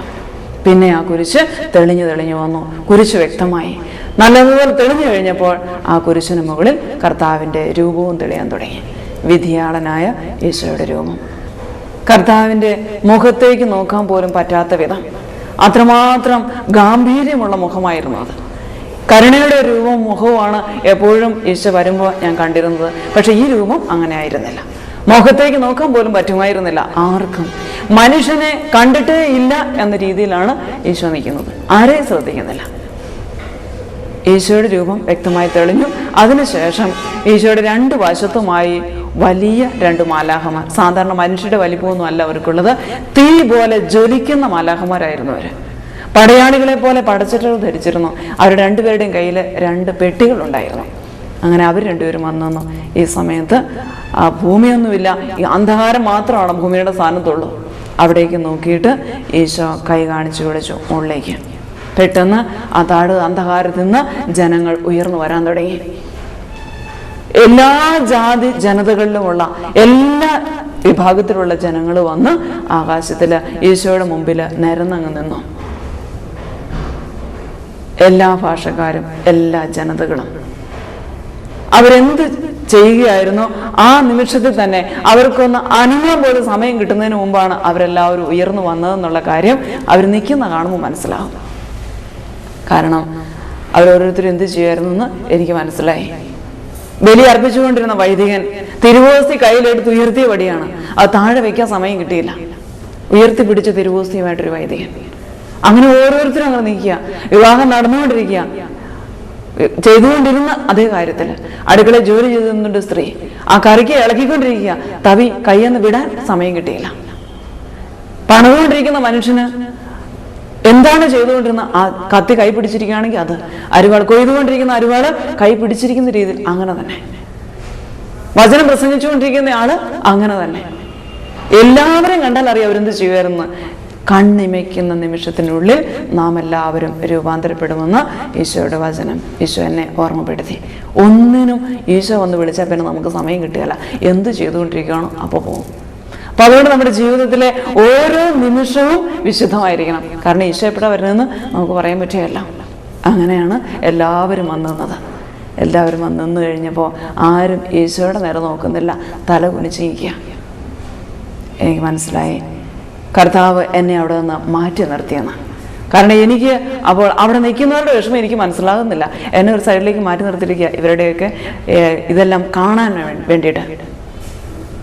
ആരും ഈശോയുടെ നേരെ നോക്കുന്നില്ല. എനിക്ക് തോന്നി ഹൃദയം മരവിച്ചു പോയെന്ന്. കർത്താവേ കരുണയായിരിക്കണേ എന്ന് പറയാൻ പോലും പറ്റാത്ത ഒരവസ്ഥയിലാണ് എല്ലാവരും ഈശോയുടെ മുമ്പിൽ നിൽക്കുന്നത്. ആരെയും ഒരിക്കലും കണ്ടിട്ടില്ലെന്ന് തോന്നി. കുറച്ച് സമയം കഴിഞ്ഞപ്പോൾ എല്ലാവരും വന്നതിന് ശേഷം ഒരു ദൂതനെ ഈശോ അടുത്തേക്ക് വിളിച്ചു. അദ്ദേഹത്തോട് പെട്ടി തുറക്കാൻ പറഞ്ഞു. പെട്ടി തുറന്ന് മനോഹരമായി പൊതിഞ്ഞു സൂക്ഷിച്ചിരുന്ന പെട്ടി തുറന്നപ്പോൾ അതിനുള്ളിൽ നിന്ന് വേറൊരു ചെറിയ ബോക്സ് എടുത്തു. അത് തുറന്നപ്പോൾ അതിനകത്ത് 2 ചുരുളുകൾ ഉണ്ടായിരുന്നു. ഇതിൽ ആദ്യത്തെ ചുരുള് കയ്യിലെടുത്തു. ഈശോ വായിക്കാൻ പറഞ്ഞപ്പോൾ അദ്ദേഹം വായിക്കാൻ തുടങ്ങി. മത്തായിയുടെ സുവിശേഷം 25-ാം അധ്യായത്തിൻ്റെ 31 മുതലുള്ള തിരുവചനങ്ങൾ. അത് മുഴുവനും വായിച്ചു. അത് മാത്രമാണ് ആ ചുരുളിൽ എഴുതി വെച്ചിരുന്നത്. എനിക്ക് വിശന്നു, നിങ്ങൾ ഭക്ഷിക്കാൻ തന്നു. എനിക്ക് ദാഹിച്ചു, നിങ്ങൾ കുടിക്കാൻ തന്നു. ഞാൻ നഗ്നനായിരുന്നു, നിങ്ങൾ എന്നെ ഉടുപ്പിച്ചു. ഞാൻ രോഗിയായിരുന്നു, നിങ്ങൾ എന്നെ കണ്ടു. ഞാൻ കാരാഗൃഹത്തിലായിരുന്നു, നിങ്ങൾ എന്നെ സന്ദർശിച്ചു. ഈ വചനങ്ങൾ മുഴുവനും വായിച്ചിട്ട് അനുഗ്രഹിക്കുന്ന ആ ഭാഗവും വായിച്ചു. അതിനുശേഷം തുടർന്ന് വായിക്കാൻ തുടങ്ങി. ഞാൻ വിശന്നു, നിങ്ങളെനിക്ക് ഭക്ഷിക്കാൻ തന്നില്ല. ഞാൻ ദാഹിച്ചു വന്നു, നിങ്ങളെനിക്ക് കുടിക്കാൻ തന്നില്ല. ഞാൻ നഗ്നനായിരുന്നു, നിങ്ങൾ എന്നെ ഉടുപ്പിച്ചില്ല. ഇതെല്ലാം ആ ഭാഗങ്ങളും വായിച്ചു. ഒടുവിൽ അതിൻ്റെ ശപിക്കുന്ന വചനവും കൂടി വായിച്ചു. ശാപത്തിൻ്റെ വചനം കൂടെ വായിച്ചു തന്നപ്പോൾ കഴിഞ്ഞു. ആ ചുരുള് അടച്ച് അതുപോലെ തന്നെ റിബണിട്ട് കെട്ടി പെട്ടിക്കകത്ത് വെച്ചു. രണ്ടാമത്തെ ചുരുളെടുത്തു. എന്നിട്ട് വീണ്ടും വായിക്കാൻ തുടങ്ങി. മർക്കോസിന്റെ സുവിശേഷം 7-ാം അധ്യായത്തിൻ്റെ 15 മുതലുള്ള തിരുവചനങ്ങൾ. പുറമേ നിന്ന് ഉള്ളിലേക്ക് പ്രവേശിച്ച് നിങ്ങളെ അശുദ്ധരാക്കാൻ ഒന്നിനും കഴിയുകയില്ലെന്ന് ഞാൻ നിങ്ങളോട് പറഞ്ഞതല്ലേ. നിങ്ങളുടെ ഉള്ളിൽ നിന്ന് പുറത്തേക്ക് വന്നതാണ് നിങ്ങളെ അശുദ്ധരാക്കിയത്. ഉള്ളിൽ നിന്ന് എന്തൊക്കെയാണ് പുറത്തേക്ക് വരുന്നതെന്നും വിശദമായിട്ട് എഴുതി വെച്ചിട്ടുണ്ട്. ഇത് മുഴുവൻ വായിച്ചു. അതിനുശേഷം ആ ചുരുളും അതുപോലെ തന്നെ അടച്ച് കെട്ടി പെട്ടിക്കകത്ത് വെച്ച് ബോക്സും അടച്ച് പെട്ടി അടച്ച് അദ്ദേഹം അവിടെ നിന്ന് മാറിപ്പോയി. അപ്പോൾ ഈശോ ഇരിക്കുന്ന ജനത്തിലെ ഓരോരുത്തരുടെ നേരെയും വിരൽ ചൂണ്ടി. ഈ സമയത്ത് ഇത് വായിക്കുന്ന സമയത്ത് എല്ലാവരും ഒന്ന് തലയുയർത്തി നോക്കി. അല്ലെങ്കിൽ ആർക്ക് സാധിക്കുകയല്ല ഈശോയുടെ മുമ്പിൽ നിൽക്കാൻ പോലും സാധ്യമല്ല മനുഷ്യന്. മനുഷ്യപുത്രൻ വരുമ്പോൾ അവൻ്റെ മുമ്പിൽ നിൽക്കാൻ നമുക്ക് സാധ്യമല്ല. നമ്മൾ ഏത് വലിയ വിശുദ്ധരാണെന്ന് പറഞ്ഞാലും ശരി. കാരണം വിശുദ്ധരൊക്കെ അവിടെ നിൽപ്പുണ്ട്. ആരും ഈശോയുടെ നേരെ സൂക്ഷിച്ച് നോക്കുന്നൊന്നുമില്ല. ഈ കൈ ഇങ്ങനെ ചൂണ്ടി ഈശോ ഓരോരുത്തരുടെയും മുഖത്തേക്ക് എന്നിട്ട് പറഞ്ഞു, പുറമേ നിന്ന് ഉള്ളിലേക്ക് പ്രവേശിച്ച് നിങ്ങളെ അശുദ്ധരാക്കാൻ ഒന്നിനും കഴിയുകയില്ലെന്ന് ഞാൻ നിങ്ങളോട് പറഞ്ഞതല്ലേ. നിങ്ങളുടെ ഉള്ളിൽ നിന്ന് പുറത്തേക്ക് വന്നതാണ് നിങ്ങളെ അശുദ്ധരാക്കിയത്. ഇത് ഏതാനും തവണ ഈശോ ആവർത്തിച്ചു. അതിനുശേഷം കൈതാത്തിയിട്ടപ്പോൾ എല്ലാവരുടെയും തലയും കുനിഞ്ഞു. പിന്നെ ആരും ഈശോയുടെ നേരെ നോക്കുന്നില്ല. കർത്താവ് രണ്ടാമത്തെ ദൂതനെ അടുത്തേക്ക് വിളിച്ചു. അദ്ദേഹത്തിന്റെ കയ്യിലെ ബോക്സിൽ വളരെ വലിയ ഒരു പുസ്തകമായിരുന്നു. ആ ബുക്ക് തുറന്നു വെച്ചു. തുറന്നപ്പോൾ തിളങ്ങുന്ന താളുകളാണ് അതിൻ്റെ. അതിലെ ഒരു താള് കയ്യിൽ ആദ്യത്തെ താള് മറിച്ചപ്പോൾ അവിടെ ഒരാളുടെ പേര് എഴുതിയിട്ടുണ്ട്. ഇനി ഈ നിൽക്കുന്ന സ്ഥലത്തിന് ഒരു പ്രത്യേകതയുണ്ട്. ലോകത്ത് ഇതുവരെ ജനിച്ചതും അപ്പോൾ ഉണ്ടായിരുന്നതുമായ സർവ്വ മനുഷ്യരുമാണ് അവിടെ വന്നിരിക്കുന്നത്. എങ്കിലും ഏറ്റവും പുറകിലുള്ളവർക്കും ഏറ്റവും മുമ്പിലുള്ളവർക്കും പരസ്പരം ഇതുപോലെ കാണാം. ദൂരം ഒരു പ്രശ്നമല്ല അവിടെ. അതുപോലെ തന്നെ ഏറ്റവും പുറകിലുള്ളവർക്കും ഏറ്റവും മുമ്പിലുള്ളവർക്കും എല്ലാം ഒരുപോലെ കേൾക്കാം. അവിടെ ഒരു മൈക്കിൻ്റെ ആവശ്യമില്ല. എല്ലാവർക്കും പരസ്പരം കാണുകയും കേൾക്കുകയും ചെയ്യാം. അപ്പോഴാണ് ഈശോ ഈ ദൂതൻ്റെ കയ്യിൽ നിന്ന് ആ ബുക്ക് ദൂതൻ തന്നെ തുറന്ന് ആദ്യത്തെ പേജിലെ പേരെഴുതിയിരിക്കാം. ഈശോ വായിക്കാൻ പറഞ്ഞപ്പോൾ അദ്ദേഹം അത് ഉറക്ക വായിച്ചു. എനിക്ക് നല്ല പരിചയമുള്ള ഒരു വചനപ്രഘോഷകന്റെ പേരായിരുന്നത്. എനിക്ക് സന്തോഷമായി. ഏതായാലും ആദ്യം തന്നെ ദൈവം നല്ലതുപോലെ വിശുദ്ധനായ ഒരു മനുഷ്യനെയാണല്ലോ വിളിച്ചതെന്ന് കരുതി ഞാൻ ആശ്വസിച്ചു. പേര് വിളിച്ച ഉടനെ തന്നെ ഈ ഒരാൾ മാത്രം ആകാശത്തിലേക്ക് ഉയർന്നു വന്നു തന്നു. അപ്പൊ എല്ലാവർക്കും ഇദ്ദേഹത്തെ കാണാം. സർവ്വ മനുഷ്യർക്കും കാണാവുന്ന പോലെ അദ്ദേഹം ഉയർന്നു വന്നു വന്നു കഴിഞ്ഞപ്പോൾ ഈശോ നിൽക്കുന്നതിൻ്റെ ഒരു വശത്തായിട്ട് ആകാശത്തിൽ വലിയ ഒരു സ്ക്രീൻ കാണപ്പെട്ടു. ഈ മനുഷ്യന്റെ ജീവിതത്തിലെ ജനിച്ച അന്ന് മുതൽ മരിച്ച് ശവസംസ്കാരത്തിന്റെ അന്ന് വരെ അദ്ദേഹം അറിയാതെ ഒരാൾ പുറകെ നടന്ന് കാസറ്റിൽ ജീവിതം മുഴുവൻ പിടിച്ചാൽ എങ്ങനെയുണ്ടോ അത് മുഴുവൻ കാസറ്റിൽ കാണുന്ന പോലെ, സിനിമയിൽ കാണുന്ന പോലെ നമ്മൾ ആ സ്ക്രീനിൽ കാണാൻ തുടങ്ങി. ജീവിതം മുഴുവനും ആ മനുഷ്യൻ കൂടുതലായിട്ടൊരു ശ്വാസം ഇട്ടിട്ടുണ്ടെങ്കിൽ, ഒന്ന് മൂടിയിട്ടുണ്ടെങ്കിൽ അതുവരെയും ഇതിൽ കേൾക്കാം. ഹൃദയത്തിൽ പറഞ്ഞതൊക്കെ പരസ്യമായിട്ട് വിളിച്ചു പറയുന്നത് പോലെ നമുക്ക് കേൾക്കാം. ജീവിതം മുഴുവൻ ഇതിങ്ങനെ കാണാൻ തുടങ്ങി. അദ്ദേഹം വീഴുന്നു, പലപ്പോഴും ആത്മീയമായിട്ട് വീണുപോയി. വീണ്ടും ഈശോ അദ്ദേഹത്തെ ആശ്വസിപ്പിച്ച് താങ്ങിയെടുത്തുകൊണ്ടിരുന്നു. വീണ്ടും നടക്കുന്നു, വീണ്ടും തെറ്റുകൾ ചെയ്യുന്നു, വീണ്ടും കർത്താവ് സഹായിക്കുന്നു. അങ്ങനെയെല്ലാം മുമ്പോട്ട് പോവുകയാണ്. എന്നാൽ ഇദ്ദേഹം കണ്ണുനീരോടും വലിയ ദുഃഖത്തോടും കൂടി കുമ്പസാരിക്കാൻ വേണ്ടി പോകുമ്പോൾ ആ കുമ്പസാരക്കൂടിൻ്റെ അടുത്ത് ചെല്ലുന്നതുവരെ കാണിക്കുള്ളൂ. ആ സമയത്ത് കരഞ്ഞുകൊണ്ട് കുമ്പസാരിച്ച് ഏറ്റുപറഞ്ഞ് അനുഭവിച്ച് ഹൃദയം നുറുങ്ങി പൊട്ടി കരയുന്നുണ്ട്. കുമ്പസാരിച്ചിട്ട് എഴുന്നിട്ട് പോരാൻ പറ്റാത്ത വിധം അദ്ദേഹം തകർന്നവനായിട്ട് അവിടെ ഇരിക്കുന്നുണ്ട്. ആ സമയത്ത് അദ്ദേഹം പറഞ്ഞ കാര്യങ്ങളൊന്നും സ്ക്രീനിൽ കാണുകയില്ല. ബാക്കി അദ്ദേഹത്തിന്റെ ജീവിതത്തിൽ അനുതാപം ഇല്ലാതെ കുമ്പസാരിച്ചതും ഒക്കെ വെറുതെ നിന്ന് ഒരു ബോധ്യപ്പെടുത്തിന് വേണ്ടി പറഞ്ഞതും എല്ലാം അത് മുഴുവനും ഇതിൽ കാണിക്കുക. കുറെ കഴിഞ്ഞപ്പോൾ അദ്ദേഹത്തിന്റെ തല താന്നു. പിന്നെ അദ്ദേഹം നേരെ നോക്കിയില്ല. എല്ലാ മനുഷ്യരും ഇത് കണ്ടുകൊണ്ടിരിക്കുക. അപ്പോൾ ഈശോയുടെ സ്വരം ഞാൻ കേട്ടു. ഒരിക്കൽ തിരുവചനത്തിൽ ഞാനിങ്ങനെ എഴുതി വെച്ചത് നീ ഓർക്കുന്നുണ്ടോ? നിങ്ങൾ വീടിന് മുറിക്കുള്ളിലിരുന്ന് രഹസ്യത്തിൽ സംസാരിച്ചത് പുരമുകളിൽ നിന്ന് വിളിച്ചു പറയുന്ന ഒരു ദിവസം വരും, ഒരു സമയം വരും എന്ന് ഞാൻ പറഞ്ഞിരുന്നല്ലോ. അപ്പൊ നീ എന്താ വിചാരിച്ചത്? നീ പെരയ്ക്കകത്തിരുന്ന് പറഞ്ഞതൊക്കെ ആരെങ്കിലും നിന്റെ വീടിന്റെ മുകളിൽ കയറി വിളിച്ചു പറയുന്നു വിചാരിച്ചോ? ഇങ്ങനെ ഒരു ദിവസം വരുന്ന കാര്യമാണ് ഞാൻ സൂചിപ്പിച്ചത്. സർവ്വ മനുഷ്യരും അറിയുന്ന ഒരു ദിവസം വരും, അതേക്കുറിച്ച് ഞാൻ സൂചിപ്പിച്ചത്. അപ്പോൾ ഇത് മുഴുവനും ഓടിക്കൊണ്ടിരുന്നു, കണ്ടുകൊണ്ടിരുന്നു. എല്ലാ മനുഷ്യരും കണ്ടു. ഇദ്ദേഹം മാത്രം തല കുനിച്ചു വന്നു. അത് അവസാനിച്ചു. അദ്ദേഹത്തിൻ്റെ ശവസംസ്കാരത്തോടു കൂടി കാസറ്റ് തീർന്നു കഴിഞ്ഞപ്പോൾ ഈശോ അദ്ദേഹത്തെ മുമ്പിലേക്ക് മാറ്റി നിർത്തിയിട്ട് അദ്ദേഹത്തിൻ്റെ മുഖത്തേക്ക് നോക്കിയിട്ട് നീ അങ്ങനെയാണോ ഇങ്ങനെയാണോ എന്നൊന്നും ചോദിച്ചില്ല. ആ മനുഷ്യന്റെ ഹൃദയത്തിൽ അയാൾ ആരാണോ അത് ഒരൊറ്റ വാക്കിൽ ഈശോ സംസാരിച്ചു. നീ അങ്ങനെയാണോ ഇങ്ങനെയാണോ എന്നൊന്നും ചോദിച്ചില്ല. സകലവിധ ആസക്തികളും നിറഞ്ഞവനാണ് നീ, അത്രേ പറഞ്ഞു. അങ്ങനെ അല്ലെന്ന് ആ മനുഷ്യനോട് പറയാനും പോയില്ല. ഈശോ കൈവീശി. പിന്നെ ഞാൻ അയാളെ കണ്ടില്ല. പിന്നെ അടുത്തയാളുടെ പേര് വിളിച്ചു. അങ്ങനെ ഓരോരുത്തരെ പേര് വിളിക്കും. അവരുടെ ജീവിതം ഇങ്ങനെ സ്ക്രീനിൽ കാണും. അവസാനം വിധിക്കും. ഇങ്ങനെ പോവുകയാണ്. കുറേ സമയം കഴിഞ്ഞപ്പോൾ ഒരു ചേച്ചിയുടെ പേര് വിളിച്ചു. എനിക്ക് നല്ല പരിചയമുണ്ട്. ഞായറാഴ്ച പള്ളിയിൽ പോലും പോവുകയല്ല ചേച്ചി. ഞങ്ങൾ പള്ളിയിൽ പോകുമ്പോൾ ചേച്ചി അവിടെ നിന്ന് വഴിയിലിരുന്ന് സൈഡിൽ എവിടെയെങ്കിലും പുല്ല് എത്തുന്ന കാണാം. അപ്പോൾ ഞങ്ങൾ കൂട്ടത്തിൽ പോകുന്നവരെല്ലാവരോടും പറയും ഇതിന് ഞായറാഴ്ചയെങ്കിലും ഒന്ന് പള്ളിയിൽ പോകാൻ പാടില്ല എന്ന് പറഞ്ഞ് ആ ചേച്ചിനെ കുറ്റം വിധിച്ചുകൊണ്ട് ഞങ്ങളെല്ലാവരും പള്ളിയിൽ പോകും. അത് അവിടെ ഇരുന്ന് പുല്ല് എത്തിക്കൊണ്ട് വീട്ടിലേക്കും പോകും. ഈ ചേച്ചിയുടെ പേര് വിളിച്ചു. എനിക്ക് മനസ്സിലായി ഇപ്പം തന്നെ വലിയൊരു വിധി ഞാൻ കാണുമെന്ന്. അതുകൊണ്ട് ഞാൻ കണ്ണം കടച്ചു. ഇത് കഴിഞ്ഞിട്ട് തുറക്കാമെന്ന് വിചാരിച്ചു. കുറേ സമയം കഴിഞ്ഞിട്ട് ഒരു അനക്കവും കേൾക്കുന്നില്ല. അപ്പം അതുകൊണ്ട് ഞാൻ പതുക്കെ കണ്ണ് തുറന്നു നോക്കി. അപ്പോൾ ഈശോ എന്നെ നോക്കി നിൽക്കുക, ഞാൻ കണ്ണ് തുറക്കാൻ വേണ്ടി. അവിടെ ഒരു സ്ക്രീനും ഇല്ല, ഒരു കാഴ്ചയില്ല.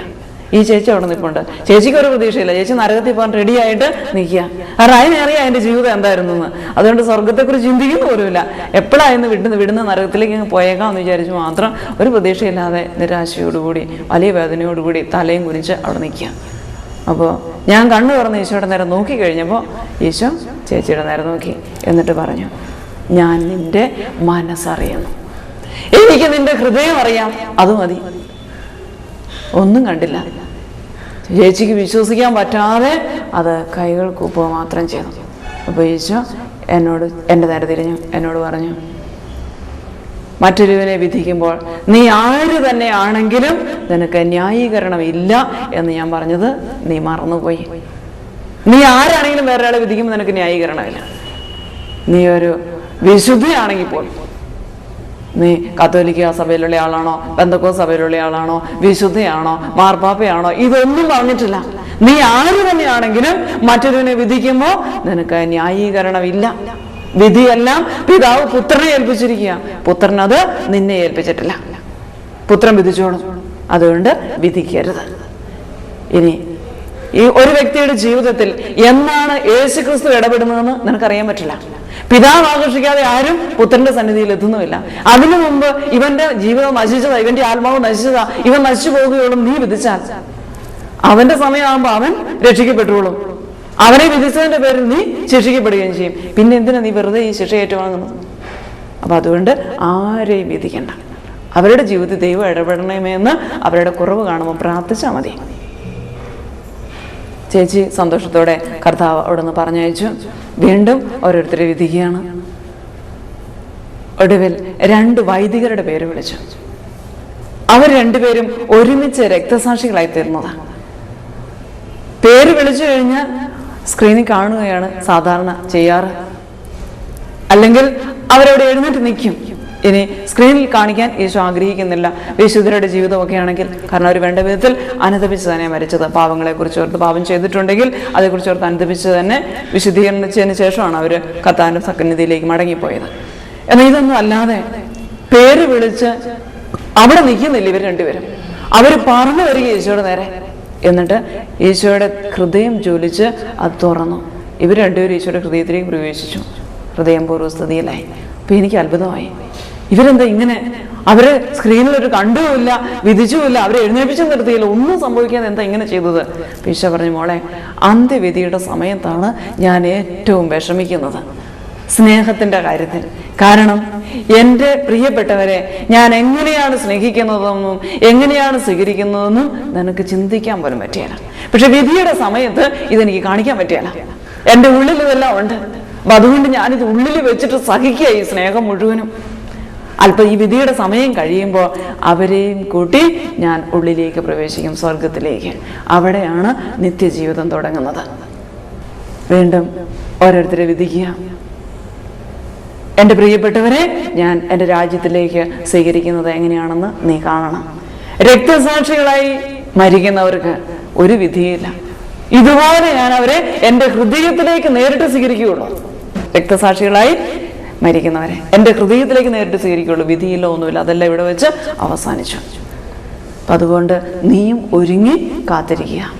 കർത്താവിന് ഹിതമാണെങ്കിൽ രക്തസാക്ഷിയാകണമേ എന്ന് പ്രാർത്ഥിക്കുക. അത് ദൈവത്തിൻ്റെ ദാനമാണ്. നിനക്ക് നേടിയെടുക്കാൻ പറ്റുന്നതല്ല രക്തസാക്ഷിത്വം. ദൈവം അനുവദിച്ചെങ്കിൽ മാത്രം കിട്ടുന്ന ഒരു ദാനമാണത്. അപ്പം അതുകൊണ്ട് നീ ആഗ്രഹിച്ച് പ്രാർത്ഥിക്കുക, ദൈവഹിതം നിറവേറട്ടെ എന്ന്. അപ്പോൾ വീണ്ടും കുറേ പേരുടെ കൂടെ വിധി കഴിഞ്ഞു. അവസാനം എൻ്റെ പേര് വിളിച്ചു. എൻ്റെ പേര് വിളിച്ചപ്പോൾ എന്നെ ഇറക്കി താഴെ ആൾക്കൂട്ടത്തിനകത്തേക്ക് ഇറക്കി നിർത്തി. അപ്പോഴാണ് അവിടെ നിന്നവരെന്താ അനുഭവിച്ചതെന്ന് എനിക്ക് മനസ്സിലായത്. ഇത്രയും സമയം കാണാൻ വേണ്ടി മാറ്റി നിർത്തിയിരിക്കുകയായിരുന്നു.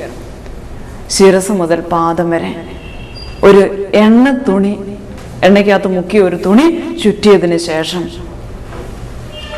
ആ തുണി ജീവനുള്ള എനിക്ക് തീ കൊടുത്താൽ ജീവനോടെ എൻ്റെ അസ്ഥിയും മാംസവും എല്ലാം കത്തി ഉരുകുന്നത് പോലെ ഒരനുഭവമായിരുന്നു അത്.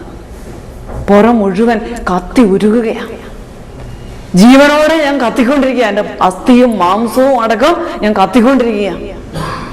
എന്നാൽ എൻ്റെ ഹൃദയത്തിൻ്റെ സ്ഥാനത്ത് 1000 കിലോ ഭാരമുള്ള ഐസ് കട്ടയാണ്. അവിടെ ഒരു ചിന്തയുമില്ല, ഒരു വികാരങ്ങളുമില്ല. കരുണയായിരിക്കണമെന്ന് പറയാൻ പോയിട്ട് യേശുവേ എന്ന പേര് പോലും മറന്നു പോകുന്നുമില്ല. ശൂന്യത മാത്രമുള്ള ഭാരമേറിയ ഒരവസ്ഥ ഹൃദയത്തിന്. അതുകൊണ്ട് ഈശോ പറഞ്ഞു, മോളെ, ഈ ഭൂമിയിൽ നിന്റെ ജീവന്റെ അവസാനത്തെ ശ്വാസം പോകുന്നത് വരെയും ഞാൻ കരുണയായിരിക്കും. അതിൻ്റെ ആ നിമിഷം കഴിഞ്ഞാൽ പിന്നെ ഞാൻ നീതിയായിരിക്കും. അതുകൊണ്ട് അവസാന നിമിഷം വരെ കരുണയ്ക്ക് വേണ്ടി പ്രാർത്ഥിച്ചോളുക. അത് കഴിഞ്ഞാൽ ഞാൻ നീതിയായിരിക്കും എന്ന കാര്യം മറക്കുകയും വരുത്. അവിടെ ഇറക്കി നിർത്തി ഈശോ ഒരു വാക്ക് എന്നോടും പറഞ്ഞു. എൻ്റെ ജീവിതം എന്താണോ അതേക്കുറിച്ച് ഒരു വാക്ക് ഈശോ എന്നോട് പറഞ്ഞു. അങ്ങനെ ആ ദർശനം അവസാനിച്ചു. നേരം വെളുത്തപ്പോൾ ഞാൻ ജീവിച്ചിരിപ്പുണ്ട് എന്ന് പോലും എനിക്ക് മനസ്സിലാക്കാൻ പറ്റിയില്ല. 2-3 ദിവസത്തേക്ക് ഞാൻ മരിച്ചതിന് തുല്യമായിരുന്നു. എനിക്കൊന്നും ചിന്തിക്കാൻ പോലും പറ്റിയില്ല. ഏതായാലും ഒരിക്കൽ കൂടി ഈശോയെ അങ്ങനെ കാണാൻ ഞാൻ ആഗ്രഹിച്ചതുമില്ല. 2-3 ദിവസം കഴിഞ്ഞപ്പോൾ എനിക്ക് മനസ്സിലായി. ഉടനെ ഞാൻ ഓർത്തു, കർത്താവിനോട് പറഞ്ഞ ഒരു കാര്യമുണ്ട്. ആദ്യത്തെ ദർശനത്തിൽ ഈശോ പറഞ്ഞു, നിന്റെ ജീവിതം നീ എനിക്ക് സമർപ്പിക്കണം. അങ്ങനെ ജീവിതം ഈശോയ്ക്ക് സമർപ്പിക്കാൻ പോയാൽ എനിക്ക് ഒത്തിരി ആഗ്രഹങ്ങളൊക്കെ ഉണ്ട്. അതെങ്ങനെ സാധിക്കുമെന്ന് ഓർത്തപ്പോൾ പിന്നെ സമർപ്പിക്കാൻ തോന്നിയില്ല. അതുകൊണ്ട് ഞാൻ സമർപ്പിച്ചില്ല. ഈശോ പറഞ്ഞു, എൻ്റെ മോളെ, നിന്റെ ജീവിതം എനിക്ക് സമർപ്പിക്കുക. ഈ ചെറിയ ജീവിതം എനിക്ക് തരാൻ എന്തിനാണ് നീ ഇത്ര വിഷമിക്കുന്നത്? ഇത് ജനത്തോട് മുഴുവൻ പറയേണ്ട ഒരു കാര്യമാണ്. ജനത്തെ അറിയിക്കണം. അത് കഴിഞ്ഞപ്പോൾ ഞാൻ ഓർത്ത്, ഈ കാര്യങ്ങളൊക്കെ ഈ സത്യമാണെന്ന് എങ്ങനെ അറിയുന്നത്? വീണ്ടും പ്രാർത്ഥിച്ചു. അങ്ങനെ പ്രാർത്ഥിച്ച് വീട്ടിലിരുന്ന് ചോദിച്ചു, കർത്താവേ, ഇതൊക്കെ നിന്റെ ഹിതം തന്നെയാണോ? നീ തന്നെയാണോ ഈ ദർശനമെല്ലാം എന്നെ കാണിച്ചു തന്നത്? അങ്ങനെയാണെങ്കിൽ നീ തിരുവചനത്തിലൂടെ എനിക്ക് മനസ്സിലാകുന്ന ഭാഷയിൽ എന്നോടൊന്ന് സംസാരിക്കണമേ. അങ്ങനെ പ്രാർത്ഥിച്ചുകൊണ്ട് ഉപവസിച്ചു. ഉപവാസത്തിൻ്റെ അവസാനം ഈ ദർശനത്തെ സമർപ്പിച്ച് ഇത് ദൈവഹിതമാണെങ്കിൽ വെളിപ്പെടുത്തി തരണമെന്ന് പ്രാർത്ഥിച്ചപ്പോൾ കർത്താവ് അപ്പസ്തോല പ്രവർത്തനം 22-ാം അധ്യായത്തിൻ്റെ 10 മുതലുള്ള വചനങ്ങൾ പറഞ്ഞു തന്നു. ഇതിൽ 14 മുതലുള്ള വചനങ്ങൾ പ്രത്യേകമായി വരയിട്ട് കാണിച്ചു തന്നു. നമ്മുടെ പിതാക്കന്മാരുടെ ദൈവത്തിൻ്റെ ഹിതമറിയാനും നീതിമാനായവനെ ദർശിക്കാനും അവൻ്റെ ആധരത്തിൽ നിന്നുള്ള സ്വരം ശ്രവിക്കാനും നിന്നെ അവിടുന്ന് നിയമിച്ചിരിക്കുന്നു.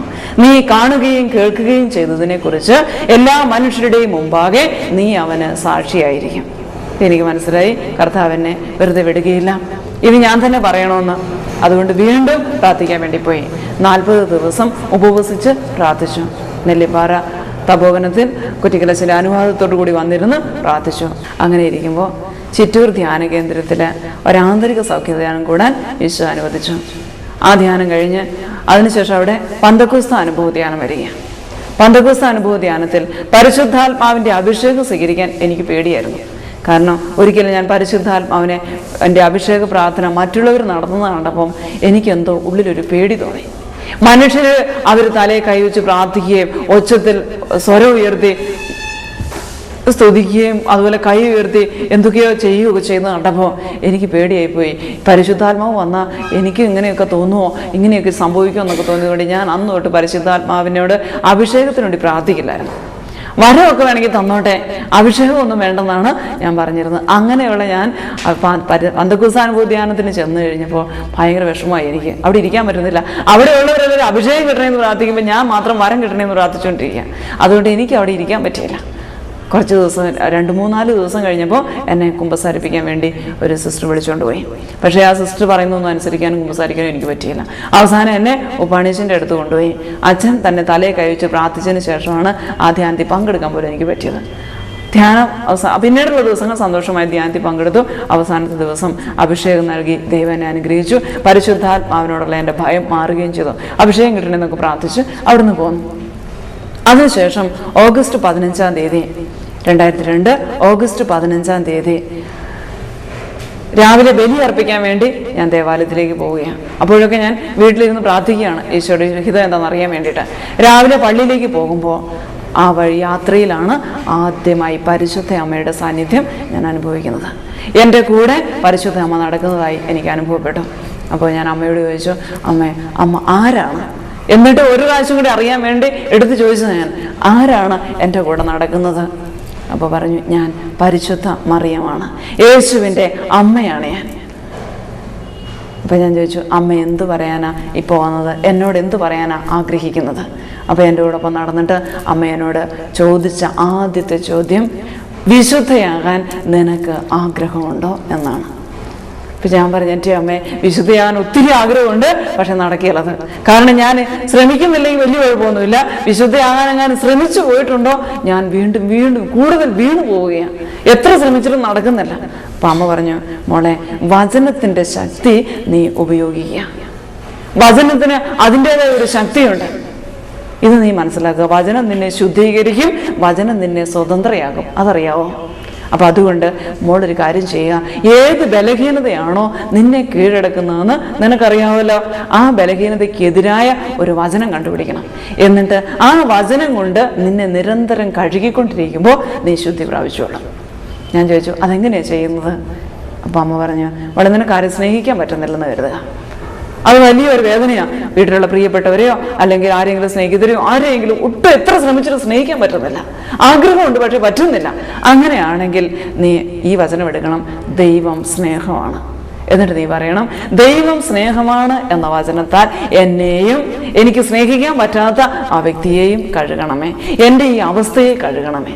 നിരന്തരം അങ്ങനെ പറഞ്ഞുകൊണ്ടിരിക്കുക, ദൈവ സ്നേഹമാണെന്ന വചനത്താൽ എന്നെ കഴുകണമേ കഴുകണമേ എന്ന്. നീ പോലും അറിയാതെ ദൈവസ്നേഹം ആ വചനം നിൻ്റെ ഉള്ളിൽ സ്ഥാപിച്ചോളും. നിനക്ക് കൂടുതൽ വിശുദ്ധിയുടെ മുമ്പോട്ട് പോകാൻ പറ്റുകയും ചെയ്യും. സന്തോഷമായി. വീണ്ടും അമ്മ പറഞ്ഞു, ഇങ്ങനെ ഏതൊക്കെ ബലഹീനതയുണ്ട് നിനക്കറിയാമല്ലോ, അപ്പൊ അതിനൊക്കെ പറ്റിയ വചനം ഈ ബൈബിളിൽ കിടപ്പുണ്ട്. ഇതൊക്കെ ഇരുന്ന് കണ്ടുപിടിച്ച് നീ അത് മുഴുവൻ ഉപയോഗിക്കണം. ഈ വചനങ്ങൾ നിനക്ക് ഉപയോഗിക്കാൻ വേണ്ടി അതിൽ എഴുതി വെച്ചിരിക്കുന്നത്. നീ അതൊന്നും തുറന്നു പോലും നോക്കാറില്ലെങ്കിലും. അപ്പം അതുകൊണ്ട് വചനം വായിച്ച് അങ്ങനെ ചെയ്തോളണം കേട്ടോ എന്ന് പറഞ്ഞിട്ട് അമ്മ പോയി. എന്നിട്ട് എനിക്ക് സന്തോഷമായി. അങ്ങനെ ആ ദർശനവും അവസാനിച്ചു. അതിനുശേഷം ഞാൻ അവിടുത്തെ വീട്ടിൽ തന്നെ ഇരുന്ന് വീണ്ടും പ്രാർത്ഥിക്കുക. ആ ദിവസങ്ങളിൽ ഉപ്പാണിയച്ഛൻ എന്നെ ഫോൺ ചെയ്ത് ചിറ്റൂർ ധ്യാന കേന്ദ്രത്തിലേക്ക് ചെല്ലാൻ പറഞ്ഞു.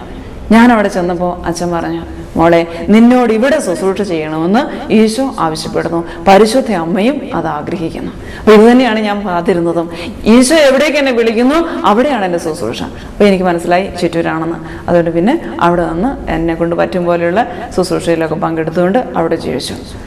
ഏതാനും നാളുകൾ കഴിഞ്ഞപ്പോൾ മരിയൻ കൺവെൻഷനും ആന്തരിക സൗഖ്യധ്യാനവും അവിടെ നടക്കുകയാണ് 8 നോയമ്പിനോട് ബന്ധപ്പെട്ട ദിവസങ്ങളിൽ. അങ്ങനെ ഞാൻ ആന്തരിക സൗഖ്യധ്യാനത്തിൽ ഒരു വർഷമായിട്ട് സ്ഥിരമായിട്ട് അവിടെ വന്ന് ചേരുകയും അവിടെ വരാറുണ്ട്, പങ്കെടുക്കാറുണ്ട്. അപ്പോൾ അതുകൊണ്ട് എനിക്ക് ആന്തരിക സൗഖ്യത്തോട് വലിയ താല്പര്യം തോന്നിയില്ല. കാരണം എനിക്ക് ആന്തരിക മുറിവൊന്നും ഇല്ലതാനും. ഇത്രയും നാൾ ഞാനിതിങ്ങനെ കേട്ടുകൊണ്ടിരുന്നതും അല്ലേ. അതുകൊണ്ട് ഞാൻ മരിയൻ കൺവെൻഷനിൽ പങ്കെടുക്കാനായിട്ട് ആഗ്രഹിച്ചു. അതിനുവേണ്ടി പോയി. പക്ഷേ കൺവെൻഷൻ തുടങ്ങുന്നത് 10 മണിക്കാണ്. അതിനു മുമ്പുള്ള സമയത്ത് ഈ ആന്തരിക സൗഖ്യധ്യാനം നടക്കുന്ന ഹോളിൽ കൺവെൻഷന് വന്ന് നേരത്തെ അവിടെ വന്ന് താമസിച്ച് പങ്കെടുക്കുന്നവർ വന്നിരിക്കണം നിർബന്ധമാണ്. അതുകൊണ്ട് ഞാനും ആന്തരിക സൗഖ്യധ്യാനത്തിൻ്റെ ഹോളിലിരിക്കുകയാണ്. കുറച്ച് സമയം കഴിഞ്ഞ് വാതിൽ തുറന്നു കഴിഞ്ഞാൽ ഇറങ്ങിപ്പോവാം, പുറത്തേക്ക് ഇറങ്ങിപ്പോവാം. അങ്ങനെ വാതിൽ തുറക്കുക. വാതിൽ തുറന്നപ്പോൾ പോകാൻ വേണ്ടി ഞാൻ വേഗം എഴുന്നേറ്റു. കാരണം എനിക്കിത് ബോറടിക്കുകയാണ് ആന്തരിക സൗഖ്യധ്യാനം. അതുകൊണ്ട് വേഗം എൻ്റെ ബൈബിളുമായി പോകാൻ ഞാൻ കസരയിൽ നിന്ന് എഴുന്നേക്കാൻ തുടങ്ങിയപ്പോൾ ആരോ എന്നോട് പറയുന്ന ഒരു സ്വരം ഞാൻ കേട്ടു, അവിടെ ഇരിക്കുക. അപ്പം എനിക്ക് തോന്നുകയാണെന്ന് കരുതി ഞാനത് വകവെക്കാതെ ഒന്നുകൂടി എഴുന്നേക്കാൻ ശ്രമിച്ചു. അപ്പോൾ എൻ്റെ തോളിൽ മൃദുവായി തൊട്ടുകൊണ്ട് എന്നോട് പറയുന്ന, തൊട്ടടുത്തുനിന്ന് സംസാരിക്കുന്ന ഒരു സ്ത്രീയുടെ സ്വരം ഞാൻ വീണ്ടും കേട്ടു, അവിടെ ഇരിക്കുകയെന്ന് പറഞ്ഞ് എന്നെ താത്തിയിരുത്തുകയാണ്. ഒരു സെക്കൻഡ് കഴിഞ്ഞിട്ട് ഇപ്പൊ വാതിലടയ്ക്കുമല്ലോ, അത് കഴിഞ്ഞിട്ട് എനിക്ക് ഇറങ്ങിപ്പോകാൻ പറ്റിയല്ലോ, അവിടെ വലിയ അത്ഭുതമൊക്കെ സംഭവിക്കും, അത് കാണണമല്ലോ എന്ന് ഓർത്തുകൊണ്ട് വീണ്ടും ഞാൻ എഴുന്നേറ്റപ്പോൾ ബലമായി എന്നെ പിടിച്ചവിടെ ഇരുത്തിയിട്ട് പറഞ്ഞു, നിന്നോടല്ലേ പറഞ്ഞു അവിടെ ഇരിക്കാൻ. ഇത്തവണ ഞാൻ അവിടെ ഇരുന്ന് പോയി. പിന്നെ എനിക്ക് അനങ്ങാൻ പറ്റിയില്ല. ശരീരം മുഴുവനും തളർന്നു പോയതുപോലെ അവിടെ ഇരുന്നു. എനിക്ക് തൊട്ടടുത്തിരിക്കുന്ന ആളെ പോലും ഒന്ന് വിളിക്കാനോ എൻ്റെ അവസ്ഥയൊന്ന് പറയാനോ ഒന്നും എനിക്ക് പറ്റുമായിരുന്നില്ല. ആളുകളെല്ലാം ഇറങ്ങിപ്പോകുന്നത് ഞാൻ കണ്ടുകൊണ്ടിരുന്നു. എല്ലാവരും ഇറങ്ങിപ്പോയി. ആ കൺവെൻഷന് വന്നവരെല്ലാവരും ഇറങ്ങിപ്പോയി. വാതിലും അടച്ച് അടുത്തയാളുടെ പ്രസംഗം തുടങ്ങിക്കഴിഞ്ഞപ്പോൾ എൻ്റെ ശരീരം ചൂടാകാൻ തുടങ്ങി. എനിക്ക് സാധാരണ രീതിയിൽ തന്നെ വന്നു. പിന്നെ 12:30 വാതിൽ തുറക്കുകയില്ല. അതിനിടയ്ക്ക് എഴുന്നേറ്റ് പോകാനും പറ്റിയില്ല. എനിക്ക് കയറ്റി പോകാനിട്ട് പറ്റുന്നുമില്ല. അങ്ങനെ വിഷമിച്ച് ഞാൻ അവിടെ തന്നെ ഇരുന്നു. അപ്പോൾ എൻ്റെ കൺമുമ്പിൽ കൂടി കുറേ അക്ഷരങ്ങൾ തെളിഞ്ഞു വരാൻ തുടങ്ങി. 1/7/1969. ഞാനിതെന്തായിരിക്കുന്നു, വെള്ളി അക്ഷരങ്ങൾ തിളങ്ങി എൻ്റെ മുമ്പിൽ കൂടെ മാഞ്ഞു പോവുകയാണ്, മറിഞ്ഞു പോയിക്കൊണ്ടിരിക്കുക. അപ്പം ഞാൻ കണ്ണടച്ചു. അപ്പോൾ ഞാൻ വേഗം എൻ്റെ കാതിൽ ഇത് സ്വരം കേൾക്കാൻ തുടങ്ങി. ഇത് തന്നെ പറയുന്നത് കേൾക്കുക, 1/7/1969. കുറച്ച് പ്രാവശ്യമായി കഴിഞ്ഞപ്പോൾ എനിക്ക് സംശയം. പിന്നെ കണ്ണു തുറക്കുമ്പോൾ ഇതിങ്ങനെ കാണാനും പറ്റും. അപ്പോൾ ഇതെന്തായിരിക്കും എന്ന് ഓർത്തുകൊണ്ട് ഞാനിരുന്നപ്പോൾ പരിശുദ്ധ അമ്മ എൻ്റെ അടുക്കിലേക്ക് വന്നു. എന്നിട്ട് അമ്മ എന്നോട് പറഞ്ഞു, മോളെ, ഇത് നീ ജനിച്ച ദിവസമാണ്. നീ ജനിച്ച ദിവസം മുതൽ ഇന്ന് വരെയുള്ള പാപങ്ങൾ എഴുതി കുമ്പസാരിക്കണം. അമ്മയുടെ ഉദരത്തിൽ ജനിച്ച അന്ന് മുതലുള്ള പാപങ്ങൾ എഴുതി കുമ്പസാരിക്കണം. ഇത് ഈശോ ആഗ്രഹിക്കുന്നു. അപ്പം ഞാൻ പറഞ്ഞു, എന്തിനാ അങ്ങനെ കുമ്പസാരിക്കുന്നത്? ഞാൻ മാമോദിസ മുങ്ങിയപ്പോൾ ഈശോ എൻ്റെ പാപങ്ങളെല്ലാം മറന്നതല്ലേ, പിന്നെ എന്തിനാ അങ്ങനെ ചെയ്യുന്നത്? അപ്പം അമ്മ പറഞ്ഞു, ഈശോ എല്ലാം മറന്നതാണ്, പക്ഷേ നീ ഒന്നും മറന്നിട്ടില്ല. നിനക്ക് ആന്തരിക സൗഖ്യം കിട്ടിയിട്ടില്ല. അതുകൊണ്ട് ഇങ്ങനെ അമ്മയുടെ ഉദരത്തിൽ മുതലുള്ള പാപങ്ങൾ എഴുതി കുമ്പസാരിക്കണം. അപ്പം ഞാൻ ചോദിച്ചു, അമ്മയുടെ ഉദരത്തിൽ വെച്ച് ഞാൻ എന്ത് പാപമാണ് ചെയ്തത്? 1 വയസ്സും 2 വയസ്സൊക്കെ ഉള്ളപ്പോൾ ഞാൻ എന്ത് പാപമാണ് ചെയ്തത്? അപ്പം അത് വെറുതെ എനിക്കിത് വിശ്വസിക്കാൻ പറ്റുന്നില്ല. ഇത് അമ്മ തന്നെയാണെന്ന് എനിക്ക് വിശ്വസിക്കാൻ പറ്റുന്നില്ല. അപ്പം അമ്മ പറഞ്ഞു, മോളെ, അമ്മയുടെ ഉദരത്തിൽ വെച്ച് തന്നെ ഒരു വ്യക്തി പാപം ചെയ്യാൻ തുടങ്ങുന്നതാണ്. സങ്കീർത്തനൻ ഇത് അറിഞ്ഞിരുന്നു. അതുകൊണ്ടല്ലേ 51-ാം സങ്കീർത്തനത്തിൽ ഇങ്ങനെ എഴുതിയിരിക്കുന്നത്, അമ്മയുടെ ഉദരത്തിൽ ഉരുവായപ്പോഴേ ഞാൻ പാപിയാണ്, ഉത്ഭവം മുതലേ ഞാൻ പാപിയാണ്. ഇതറിഞ്ഞ് അദ്ദേഹം തൻ്റെ ആ നിമിഷം തൊട്ടുള്ള പാപങ്ങൾ ഏറ്റുപറഞ്ഞാണ് ദൈവത്തോട് വിലപിക്കുന്നത്. പാപങ്ങൾ ഏറ്റുപറയുക. അങ്ങനെയാണെങ്കിൽ നിനക്ക് ദൈവത്തോട് പറഞ്ഞു നോർത്ത് എന്താ കുഴപ്പം? അപ്പം ഞാൻ പറഞ്ഞു, ഇതൊന്നും ഞാൻ ഓർക്കുന്നില്ല, എനിക്ക് ഇത് വിശ്വസിക്കാനും പറ്റുന്നില്ല ഇങ്ങനെയൊക്കെ ചെയ്യണമെന്നുള്ള കാര്യം. അപ്പം പറഞ്ഞു, തീർച്ചയായിട്ടും നീ ഇങ്ങനെ ചെയ്യണം, ഇത് ഈശോയുടെ ആഗ്രഹമാണ്. എന്നിട്ട് ഞാനവിടെ മടിച്ചു നിന്നപ്പോൾ ഈശോ എൻ്റെ മുമ്പിലേക്ക് വന്നു. പരിശുദ്ധ അമ്മ ഓടിച്ചെന്ന് ഈശോയുടെ പാദങ്ങളിൽ കെട്ടിപ്പിടിച്ച് ഈശോയെ ആരാധിച്ചു. എന്നിട്ട് പൊട്ടി കരയാൻ തുടങ്ങി. എൻ്റെ മോളെ ഒന്നും ചെയ്യരുതെന്ന് പറഞ്ഞ് അമ്മ ഏങ്ങലടിച്ച് കരയാൻ തുടങ്ങി. അപ്പോൾ ഈശോ അമ്മയോട് പറഞ്ഞു, അമ്മ വിഷമിക്കണ്ട, ഞാൻ അവിടെ ഒന്നും ചെയ്യില്ല. എന്നിട്ട് ഈശോ എൻ്റെ നേരെ തിരിഞ്ഞു, എന്നോട് ചോദിച്ചു, കുമ്പസാരത്തെക്കുറിച്ച് നിനക്ക് എന്തറിയാം? അപ്പം ഞാൻ പറഞ്ഞു, ഈ 1 വർഷമായിട്ട് ഞാൻ കേട്ടുകൊണ്ടിരുന്ന കുമ്പസാരത്തിൻ്റെ ക്ലാസ് മുഴുവൻ ഈശോയ്ക്ക് പറഞ്ഞു കൊടുത്തു. അപ്പോൾ ഈശോ പറഞ്ഞു, എൻ്റെ മോളെ, എല്ലാ ആഴ്ചയിലും കുമ്പസാരിക്കാൻ വരാറുണ്ടല്ലോ, ചിലപ്പോൾ ഒരാഴ്ചയിൽ തന്നെ 2-3 തവണ വരുന്നതാണ്. അങ്ങനെ 2-3 പ്രാവശ്യമൊക്കെ കുമ്പസാരിക്കാൻ വരുമ്പോൾ ഓരോ തവണയും നിന്റെ പാപങ്ങളൊക്കെ കേട്ടിട്ട് നിന്റെ പാപത്തിന് ലൈസൻസ് തരാനാണോ ഞാൻ ഈ കുമ്പസാരക്കുട്ടി വന്നിരിക്കുന്നത്? അതിനല്ല ഞാൻ കുമ്പസാരക്കുട്ടി വന്നിരിക്കുന്നത്. കണ്ണുനീരോടും അനുതാപത്തോടും കൂടി, ഹൃദയം നുറുങ്ങിയ വേദനയോടുകൂടി, നിന്റെ ദൈവത്തിനെതിരെ നീ തെറ്റ് ചെയ്തു എന്നുള്ള ബോധ്യത്തോടു കൂടി നിന്റെ പാപങ്ങൾ ഓരോന്നും നീ ഏറ്റുപറഞ്ഞതിന് ശേഷം നീ പറയണം, ഈശോയെ, ഇതെല്ലാം എൻ്റെ അറിവോടും എൻ്റെ സമ്മതത്തോടും എൻ്റെ ഇഷ്ടത്തോടും നടന്ന കാര്യങ്ങളാണ്. എനിക്ക് തെറ്റിപ്പോയി. ഞാൻ നിന്റെ കരുണയിൽ ആശ്രയിക്കുന്നു. ഇനി ഒരിക്കലും ഞാൻ പാപം ചെയ്യാൻ, എന്നോട് ക്ഷമിക്കണം. അങ്ങനെ നീ പറയുമ്പോൾ നിന്നോട് ക്ഷമിക്കാൻ വേണ്ടിയാണ് ഞാൻ ഈ കുമ്പസാരക്കുട്ടി വന്നിരിക്കുന്നത്. ഇങ്ങനെ എന്നോട് ക്ഷമിക്കണമെന്ന് പറഞ്ഞ് നീ എന്തെങ്കിലും കുമ്പസാരിച്ചിട്ടുണ്ടോ? ഇനി ഒരിക്കലും പാപം ചെയ്യലെന്നൊരു വാക്ക് നീ പറയുന്നതെങ്കിലും കേൾക്കാൻ നീ എന്നെ അനുവദിച്ചിട്ടുണ്ടോ? ഒരിക്കലും അങ്ങനെ പറഞ്ഞിട്ടില്ല. എന്നും വന്ന് കുറേ പാപം പറയും, എന്നിട്ട് ഇറങ്ങിപ്പോവും, പിറ്റേ ദിവസം വേറെ വന്ന് കുറേ പറയും. എന്നാൽ മനുഷ്യനോട് പോലും പറയുന്നത് കേൾക്കാമല്ലോ, ഇനി അങ്ങനെ ചെയ്യുകയല്ലോ കേട്ടോ, ഇനി അങ്ങനെ പറയുകയല്ലോ കേട്ടോ എന്ന്. നീ അങ്ങനെ ചെയ്താലും വീണ്ടും 1 പ്രാവശ്യം നീ അങ്ങനെ പറയുന്നത് കേൾക്കാനെങ്കിലും നീ എന്നെ ഒന്ന് അനുവദിക്കുക. പാപം ചെയ്യലും നീ പറയുന്നത് കേൾക്കാനെങ്കിലും അത്രമാത്രം ഞാൻ ആഗ്രഹിക്കുന്നു. അതുകൊണ്ട് നീ ഇങ്ങനെ കുമ്പസാരിക്കണം. ഇങ്ങനെ കുമ്പസാരിച്ചിട്ടുണ്ടോ? ഞാൻ പറഞ്ഞില്ല. എങ്കിൽ അമ്മ ഒരിക്കും സഹായിക്കും, നീ കുമ്പസാരിക്കുക, ഇത് എൻ്റെ ആഗ്രഹമാണ്. എൻ്റെ ഈശോ പോയി. അപ്പം അമ്മ വീണ്ടും വന്നു. അമ്മ പറഞ്ഞു, ഈശോയ്ക്ക് നിന്നെക്കുറിച്ചൊരു പദ്ധതിയുണ്ട്, അതുകൊണ്ട് നീ ഇങ്ങനെ കുമ്പസാരിക്കണം. അപ്പം ഞാൻ പറഞ്ഞു, അമ്മേ, എൻ്റെ പാപങ്ങളെല്ലാം എനിക്കറിയത്തില്ല. അപ്പോൾ അമ്മയുടെ ഉദരത്തിൽ വെച്ചിട്ടുള്ള പാപങ്ങളൊക്കെ എന്താണെന്നറിയില്ലല്ലോ, അമ്മ എനിക്ക് അതെല്ലാം ഒന്ന് പറഞ്ഞു തരാമോ? അപ്പം അമ്മ പറഞ്ഞു, മോളെ, പരിശുദ്ധാത്മാവ് വന്നു കഴിയുമ്പോൾ പാപങ്ങളെക്കുറിച്ച് ബോധ്യമുണ്ടാകും. ഞാനല്ല പാപം പറഞ്ഞു തരുന്നത്, പരിശുദ്ധാത്മാവാണ്. കുമ്പസാരിക്കാൻ പോകുമ്പോൾ നീ ഓർക്കേണ്ട ഏറ്റവും വലിയൊരു കാര്യം, പരിശുദ്ധാത്മാവിനോട് പ്രാർത്ഥിക്കാതെ കുമ്പസാരക്കൂടിൻ്റെ അടുത്തേക്ക് പോലും പോകരുത് എന്നുള്ള കാര്യമാണ്. കാരണം പാവബോധം ഉണ്ടാവില്ല. വെറുതെ പോയി എന്തെങ്കിലുമൊക്കെ പറഞ്ഞ് കുമ്പസാരിച്ചിട്ടെങ്കിൽ പോലും, അത്രേ ഉള്ളൂ. പാവബോധം ഉണ്ടായില്ല. അതുകൊണ്ട് ആദ്യം 1/2 മണിക്കൂറെങ്കിലും പരിശുദ്ധാത്മാവിനോട് പ്രാർത്ഥിക്കാതെ കുമ്പസാരക്കൂടിനടുത്ത് ചെന്നേക്കരുത്. അച്ഛൻ കുമ്പസാരക്കൂടിലിരിക്കുന്ന കാണുന്നതുകൊണ്ട് ഓടിച്ചെന്ന് അതിനകത്ത് കയറണ്ട. നീ ഒരുങ്ങിയിട്ട് വന്ന് കുമ്പസാരിച്ചാൽ മതി. അത് ആദ്യം ഓർക്കുക. ഇപ്പോൾ പരിശുദ്ധാത്മാവിനോട് ഞാൻ പ്രാർത്ഥിക്കാൻ പോവുകയാണ് നിനക്ക് വേണ്ടി. ഈ ഒരു തവണ ഈശോ എന്നെ അനുവദിച്ചിരിക്കുന്നത് കൊണ്ട് ഞാൻ പരിശുദ്ധാത്മാവിനോട് പ്രാർത്ഥിച്ച് നിന്റെ പാപങ്ങൾ ചോദിച്ചിട്ട് അവിടുന്ന് പറഞ്ഞു തരുമ്പോൾ ഞാൻ അത് നിനക്ക് പറഞ്ഞു തരും. അപ്പോഴും നീ ഓർത്തുകൊള്ളണം, ഞാനല്ല പാപം പറഞ്ഞു തരുന്നത്, പരിശുദ്ധാത്മാവാണ്. പരിശുദ്ധാത്മാവിനോടാണ് നീ പ്രാർത്ഥിക്കേണ്ടത്. പ്രാർത്ഥിച്ചുകൊണ്ടിരിക്കുക എന്ന് പറഞ്ഞിട്ട് അമ്മ പ്രാർത്ഥിക്കാൻ തുടങ്ങി. അത് ഞാൻ പറഞ്ഞു, കടലാസും പേനയെടുക്കുക. കടലാസും പേനയെടുത്തു. എൻ്റെ കയ്യിൽ കുറേ കടലാസുകളുണ്ടായിരുന്നു. അതെന്തിനു മേടിച്ചുകൊണ്ട് പോയതാണെന്ന് എനിക്ക് അന്ന് വരെ മനസ്സിലായില്ല. വെറുതെ ഒരു കെട്ട് പേപ്പർ വാങ്ങിച്ചുകൊണ്ടാണ് ഞാൻ പോയത്. ഒരു ബുക്ക് പോലെ ഈ പേപ്പറുകൾ എൻ്റെ കയ്യിലുണ്ടായിരുന്നു. അതിലൊരു പേപ്പർ എടുത്ത്, എനിക്ക് വലിയ പാപമൊന്നുമില്ലോ എന്ന് പറഞ്ഞാൽ 5-6 ചെറിയ പാപമുള്ളതെന്ന് ഓർത്തുകൊണ്ടാണ് കുമ്പസാരത്തിൻ്റെ പാപം എഴുതാൻ ഇരുന്നതെങ്കിലും ആദ്യത്തെ പേപ്പർ എടുത്തിട്ട് അമ്മ പറഞ്ഞു, അത് നടുവേ മടക്കുക. ഡബിൾ ഷീറ്റ് പേപ്പറാണ്, അത് നടുവേ മടക്കി. എന്നിട്ട് അമ്മ പറഞ്ഞു, ഏറ്റവും മുകളിൽ ഇതാ കുറച്ച് സ്ഥലം ഇട്ടിട്ട് അവിടെ എഴുതുക, നീ ജനിച്ച ദിവസം ജൂലൈ 1-ാം തീയതിയാണ് നീ ജനിച്ചത്, അത് എഴുതുക. ഇപ്പം ഞാൻ പറഞ്ഞു, ജൂലൈ 1-നല്ല ഞാൻ ജനിച്ചത്, നവംബർ 29-ാം തീയതിയാണ്. എൻ്റെ സർട്ടിഫിക്കറ്റ് കിടക്കുന്നത് അങ്ങനെയാണ്. അപ്പോൾ അമ്മ പറഞ്ഞു, അത് സർട്ടിഫിക്കറ്റിൽ അങ്ങനെ കിടക്കുന്നത്, പക്ഷെ നീ ജനിച്ചത് ജൂലൈ 1-ാം തീയതി, അതുകൊണ്ട് അത് എഴുതിയാൽ മതി എന്ന് പറഞ്ഞു. അപ്പം ഞാനത് എഴുതി വെച്ചു. എന്നിട്ട് അമ്മ പറഞ്ഞു, അതിന് മുമ്പ് കുറച്ച് സ്ഥലം ഇടാൻ പറഞ്ഞിട്ടില്ലേ, അവിടെ അമ്മയുടെ ഉദരത്തിലായിരുന്ന കാലമാണ് എഴുതാൻ പോകുന്നത്. ഇതാ, ഒരു ശിശു അമ്മയുടെ ഉദരത്തിലായിരിക്കുമ്പോൾ അമ്മയിൽ എന്തെല്ലാം ചിന്തകൾ ഉണ്ടാകുന്നുണ്ടോ അത് മുഴുവൻ ആ കുഞ്ഞിന് കിട്ടും. അമ്മയ്ക്കൊരാളോട് വെറുപ്പ് തോന്നിയാൽ കുഞ്ഞിൻ്റെ ഉള്ളിൽ വെറുപ്പ് കിട്ടും. വെറുപ്പ് ഉള്ളിൽ വന്നു കഴിഞ്ഞാൽ പിന്നെ സ്നേഹിക്കുകയില്ല. സ്നേഹമില്ലാതെ വന്നാൽ പിന്നെ അവിടെ ഇല്ലാത്ത പാപം ഒന്നും ഉണ്ടാകുകയില്ല. അപ്പോൾ നീ തിരിച്ചറിവായതിനു ശേഷമൊന്നുമല്ല പാപം ചെയ്യാൻ തുടങ്ങിയത്. ഇതൊക്കെ അമ്മയുടെ ഉദരത്തിൽ ഉരുവായിപ്പോഴേ തുടങ്ങിയതാണ്. ഉത്ഭവം മുതലേ പാപിയാണെന്ന് തിരുവചനം നിന്നെ സംബന്ധിച്ച് മാത്രമല്ല, ലോകത്തിലെ എല്ലാ മനുഷ്യരെ സംബന്ധിച്ചും ശരിയാണ്. അപ്പം അതുകൊണ്ട് എഴുതുക, ഇതാദ്യം എഴുതുക. എന്നിട്ട് അന്ന് അമ്മയുടെ മനസ്സിലുണ്ടായ വേദനകൾ, അതുവഴി എൻ്റെ ഉള്ളിലേക്ക് കടന്നു വന്ന പാപങ്ങൾ ഓരോന്നും എഴുതിപ്പിച്ചു. എന്നിട്ട് പറഞ്ഞു, നീ നിൻ്റെ അമ്മയുടെ ഉദരത്തിൽ ജീവനായി ജനിച്ച സമയം നിന്റെ പിതാവ് ഏത് മനോഭാവത്തിലാണോ ജീവിച്ചിരുന്നത്, ഏതവസ്ഥയായിരുന്നു നിന്റെ പിതാവിനുണ്ടായിരുന്നത്, അവൻ്റെ ആ അവസ്ഥ 4 തലമുറകൾ വരെ നിന്നെ ബാധിക്കും.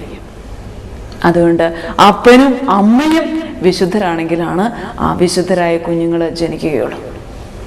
അതിന് അമ്മയിൽ നിന്ന് മാത്രമാണ് വിചാരിക്കേണ്ട. ഉത്ഭവം മുതലേ പാവി എന്ന് പറയുമ്പോൾ അപ്പൻ്റെയും അമ്മയുടെയും പക്കൽ നിന്നാണ് നീ ജീവൻ സ്വീകരിക്കുന്നത്, ദൈവത്താൽ. ആ നിമിഷം മുതൽ പാവിയാ നീ. അപ്പം അതുകൊണ്ട് എഴുതിക്കോ, ആ നിമിഷം തൊട്ടിട്ട് എഴുതിക്കോളാൻ പറഞ്ഞ് എഴുതിച്ചോ. എന്നിട്ട് പറഞ്ഞ് ഇനി ജനിച്ച ദിവസം, അത് കഴിഞ്ഞ് 1 വയസ്സ്, 2 വയസ്സ്, 3 വയസ്സെന്ന് പറഞ്ഞ് എഴുതിക്കുക. ജീവിതത്തിൽ ഞാൻ ഭയപ്പെട്ടു പോയ സമയങ്ങൾ, ഒത്തിരി കരഞ്ഞ സമയങ്ങൾ, ആദ്യമായിട്ട് കള്ളം പറഞ്ഞ സമയങ്ങൾ, ഇതെല്ലാം ഓരോന്നോരോന്ന് പറഞ്ഞെഴുതിപ്പിക്കുക. വൈകുന്നേരം ആയപ്പോഴേക്കും 16 ഷീറ്റ് നിറഞ്ഞു. 9 വയസ്സ് വരെ 9 ഷീറ്റ് നിറഞ്ഞു. 16 വയസ്സ് വരെയുള്ള പാപങ്ങളെ ആയിട്ടുള്ളൂ. അപ്പം ഞാൻ പറഞ്ഞു, അമ്മേ ഇത് മുഴുവൻ ഏത് അച്ഛനൊക്കെ കേൾക്കുക? അപ്പം അമ്മ പറഞ്ഞു, ഇന്ന് ബലി അർപ്പിക്കാൻ 3 വൈദികർ വരും. അതിൽ വലതുവശത്ത് 1ാമത് നിൽക്കുന്ന വൈദികൻ നിന്നെ കുമ്പസാരിപ്പിക്കും. ഞാനാണ് അവനെ നിനക്ക് വേണ്ടി തിരഞ്ഞെടുത്തതെന്നുള്ളതിന് ഒരടയാളം നൽകാം. നിന്റെ പാപങ്ങളെല്ലാം നീ പറഞ്ഞു കഴിയുമ്പോൾ, ഇതെല്ലാം കേട്ട് കഴിയുമ്പോൾ നിനക്ക് മുമ്പ് വൈദികൻ കരയുന്നത് നീ കാണും. അതായിരിക്കും ഞാൻ നിന്നെ ഇങ്ങനെ കുമ്പസാരത്തിന് വേണ്ടി തിരഞ്ഞെടുത്തുന്നു, ആ വൈദികനെ തിരഞ്ഞെടുത്തുന്നുള്ളതിന് അടയാളമായിരിക്കും ഇത്. അപ്പോൾ പിന്നെ എഴുതാൻ തുടങ്ങി. ഞാൻ പറഞ്ഞു, ഞാൻ എൻ്റെ കുമ്പസാരം കഴിയുന്നത് വരെ ഇനി ഭക്ഷണം കഴിക്കുകയല്ല, എന്ന് കുമ്പസാരിക്കുന്നു അന്ന് വരെ ഭക്ഷണം കഴിക്കുകയെന്ന് പറഞ്ഞു. അങ്ങനെ ഉപവസിച്ചിരിക്കുകയാണ്. ശരീരം മുഴുവൻ ഭാരം വന്ന് നിറയാൻ തുടങ്ങി, പാപം മുഴുവൻ ഭാരമായി വന്ന് നിറയാൻ തുടങ്ങി. ഒരു സ്റ്റെപ്പ് എടുത്ത് വെക്കാൻ പോലും എനിക്ക് പറ്റുമായിരുന്നില്ല, അത്രമാത്രം ശരീരത്തിന് ഭാരമാണ്. ഞാൻ എന്നെ വലിച്ചുകൊണ്ടാണ് നടന്നുകൊണ്ടിരുന്നത്. വെള്ളം മാത്രം കുടിച്ചിരുന്ന് ബാക്കി സമയം മുഴുവൻ ഞാൻ എഴുതിക്കൊണ്ടിരുന്നു. എഴുന്നേറ്റ് അലക്കാനും കുളിക്കാനും പോലും പോയില്ലേ. കുമ്പസാരം കഴിയുന്നവരെ ഒന്നും ചെയ്യലെന്ന് തീരുമാനിച്ചു. വെള്ളം കുടിക്കും ഇടയ്ക്ക്, അത്യാവശ്യം തോന്നിയാൽ മാത്രം. ബാക്കി സമയം മുഴുവൻ ഇരുന്ന് എഴുതിക്കൊണ്ടിരിക്കാം. അമ്മ പറഞ്ഞു, ഇതാ നീ ചില കാര്യങ്ങളൊക്കെ പുണ്യമായി കരുതിയിട്ടുണ്ട്, അതൊക്കെ പാപത്തിനകത്ത് വരാനുള്ളതാണ്. അപ്പം ഞാൻ പറഞ്ഞു, അമ്മേ എനിക്ക് 10-16 വയസ്സ് വരെ തിരിച്ചറിവില്ല, അപ്പം അറിയാതെ കുറച്ച് പാപമൊക്കെ ചെയ്തു പോകും. ഇനി അതിനുശേഷം ഞാൻ വലിയ പാപമൊന്നും ചെയ്തിട്ടില്ല. എന്നെ കൊണ്ട് പറ്റുന്ന ഉപകാരം മറ്റുള്ളവർക്ക് ചെയ്തിട്ടേ ഉള്ളൂ. അപ്പോൾ പിന്നെ 10-33 വയസ്സ് പ്രായമായി. പിന്നെ ഞാൻ എന്ത് ചെയ്യും? എൻ്റെ പുണ്യങ്ങൾ കണ്ടുപിടിക്കും. പാപം എങ്ങനെ കണ്ടുപിടിക്കും? കൂടുതൽ പുണ്യമാണ് ചെയ്തേക്കുന്നത്. പിന്നെ ആകാശപ്പറവുകളുടെ ശുശ്രൂഷയിലൊക്കെ വന്നു കഴിഞ്ഞപ്പോൾ പിന്നെ മുഴുവൻ പുണ്യം മാത്രമേ ചെയ്തിട്ടുള്ളൂ. അന്ന് തൊട്ട് ഈ അനാഥരും മാനസികരോഗികളായ കുഞ്ഞുങ്ങളെ ശുശ്രൂഷിക്കുന്നു, പ്രാർത്ഥിക്കുന്നു. അപ്പോൾ പിന്നെ പുണ്യങ്ങളാണ് ജീവിതത്തിൽ കൂടുതലും. എൻ്റെ കയ്യിലൊരു ലിസ്റ്റുണ്ട്, ഈശോ വരുമ്പം കൊടുത്തിട്ട് കയറിപ്പോകാൻ വെച്ചുകൊണ്ടിരിക്കുക. അപ്പോൾ പിന്നെ ഞാൻ എൻ്റെ പാപങ്ങൾ എങ്ങനെ ഇതിനകത്തുനിന്ന് കണ്ടുപിടിക്കുക? ഇടയ്ക്കെന്നൊക്കെ കണ്ടുപിടിക്കണ്ടേ? അപ്പം അമ്മ പറഞ്ഞു, മോളെ പാപങ്ങൾ കണ്ടുപിടിക്കാൻ ഞാനൊരു എളുപ്പമാർഗം പറഞ്ഞുതരാം. നന്ദിയോ സ്നേഹമോ പോലും ആഗ്രഹിക്കാതെ എന്തെങ്കിലും ചെയ്തിട്ടുണ്ടെങ്കിൽ അതെല്ലാം പുണ്യമാണ്, ബാക്കിയൊക്കെ പാപത്തിൻ്റെ കൂടെ എഴുതിക്കൊള്ളുക. നന്ദിയും സ്നേഹവും പോലും ആഗ്രഹിക്കാതെ എൻ്റെ ജീവിതത്തിൽ ഒരു കാര്യം ഞാൻ ചെയ്തിട്ടില്ല ആർക്കും. അപ്പോൾ പിന്നെ എനിക്ക് പാപം കണ്ടുപിടിക്കേണ്ടി ഒന്നും വന്നില്ല. എൻ്റെ ജീവിതം അങ്ങ് എഴുതിയാൽ മതിയായിരുന്നു, ജീവിതം മുഴുവൻ. കാരണം ഈ അനാഥരായ മക്കളെ ശുശ്രൂഷിക്കുമ്പോൾ, തെരുവിലെ മക്കളെ ശുശ്രൂഷിക്കുമ്പോഴൊക്കെ അവരുടെ സ്നേഹം ഞാൻ ആഗ്രഹിക്കുന്നുണ്ട്. മറ്റുള്ളവർക്ക് എന്തെങ്കിലും ഒരു ഉപകാരം ചെയ്ത് കൊടുക്കുമ്പോൾ, അല്ലെങ്കിൽ ഒരു പൈസ കൊടുത്താലും ശരി, അല്ലാതെ എന്തെങ്കിലും ശുശ്രൂഷ ചെയ്ത് കൊടുത്താലും ശരി, അവരെ എങ്ങനെ സ്നേഹിച്ചാലും ശരി, അവരെ തിരിച്ച് സ്നേഹിക്കണമെന്ന് എനിക്ക് നിർബന്ധമാണ്. തിരിച്ച് ഞാൻ ആഗ്രഹിച്ചു നന്ദി കാണിക്കണമെന്ന് എനിക്ക് നിർബന്ധമാണ്. ഇനി അവരങ്ങനെ കാണിച്ചില്ലെങ്കിൽ ഞാനത് പറയും, നന്ദി കേട്ടവാക, എന്തിനാ ഇവർക്ക് വേണ്ടി ഇങ്ങനെ ജീവിക്കുന്നത്, അങ്ങനെ പറഞ്ഞിരിക്കും. ഇനി അങ്ങനെ അവരോട് പറയാൻ പറ്റില്ലെങ്കിൽ വേറെ ആരുടെയെങ്കിലും പറയും, അവർക്ക് വേണ്ടി ചെയ്തിട്ട് ഒരു കാര്യമില്ല കേട്ടോ, നന്ദിയില്ലാത്ത വകയാ, സ്നേഹമില്ല, എന്തോരം ചെയ്ത് കൊടുത്താലും സ്നേഹമില്ലാത്ത കൂട്ടരാ, ഇത് പറയും. ഇനി ആരോടും പറയാൻ പറ്റില്ല, ഞാൻ എന്നോട് തന്നെ പറയും, വെറുതെ എന്തിനു ചെയ്തു കൊടുക്കണേ ഇത് നിങ്ങൾക്കൊക്കെ, എൻ്റെ ജീവിതം വെറുതെ കളയാന്നേ ഉള്ളൂ എന്ന് എന്നോട് തന്നെയെങ്കിലും പറയാതെ എൻ്റെ ജീവിതത്തിൽ ഒരു കാര്യവും ഞാൻ ആർക്കും വേണ്ടി ചെയ്തിട്ടില്ല. അപ്പം എനിക്ക് മനസ്സിലായി. പിന്നെ ജീവിതം മുഴുവൻ എഴുതി വെച്ചു. ഇങ്ങനെ ഓരോ കാര്യങ്ങൾ അങ്ങനെ ചെയ്ത കാര്യങ്ങളെല്ലാം പുണ്യമായിട്ട് ഞാൻ കരുതി. എൻ്റെ മിടുക്കുകൊണ്ട് ഞാൻ കുറേ പുണ്യം ചെയ്തതായിട്ട് കരുതിയിരുന്നു.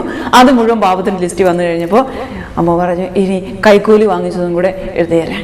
അപ്പം ഞാൻ പറഞ്ഞു, ഞാൻ അങ്ങനെ ഒരു ജോലി ചെയ്തിട്ടേ ഇല്ല, എനിക്ക് ഒരു സ്ഥലത്തുനിന്നും കൈക്കൂലിയും കിട്ടിയിട്ടില്ല. ഞാൻ എത്ര ആലോചിച്ചിട്ടും എനിക്ക് മനസ്സിലായില്ല. അപ്പം അമ്മ പറഞ്ഞു, സ്വർഗത്തിൽ ദൈവം പ്രതിഫലം നൽകുമെന്ന് വാഗ്ദാനമില്ലേ, ഒരു ഗ്ലാസ് പച്ചവെള്ളം കൊടുത്താൽ അതിന് പ്രതിഫലം നൽകുമെന്ന് ദൈവം പറഞ്ഞിട്ടില്ലേ? ഉണ്ട്. പിന്നെ എന്തിനാ നീ ഭൂമിയിൽ മനുഷ്യരുടെ കയ്യിൽ നിന്ന് പ്രതിഫലം വാങ്ങിച്ചതും ആഗ്രഹിച്ചതും? ഒരു കാര്യത്തിന് 2 സ്ഥലത്തു നിന്ന് പ്രതിഫലം വാങ്ങിക്കുന്നതാണ് കൈക്കൂലി വാങ്ങിക്കുന്നത്. അപ്പൊ നീ എന്താ ചെയ്തത്? മറ്റുള്ളവരോട് ചെയ്യരുതെന്ന് പറഞ്ഞിട്ട് നീ തന്നെ അത് ചെയ്തു.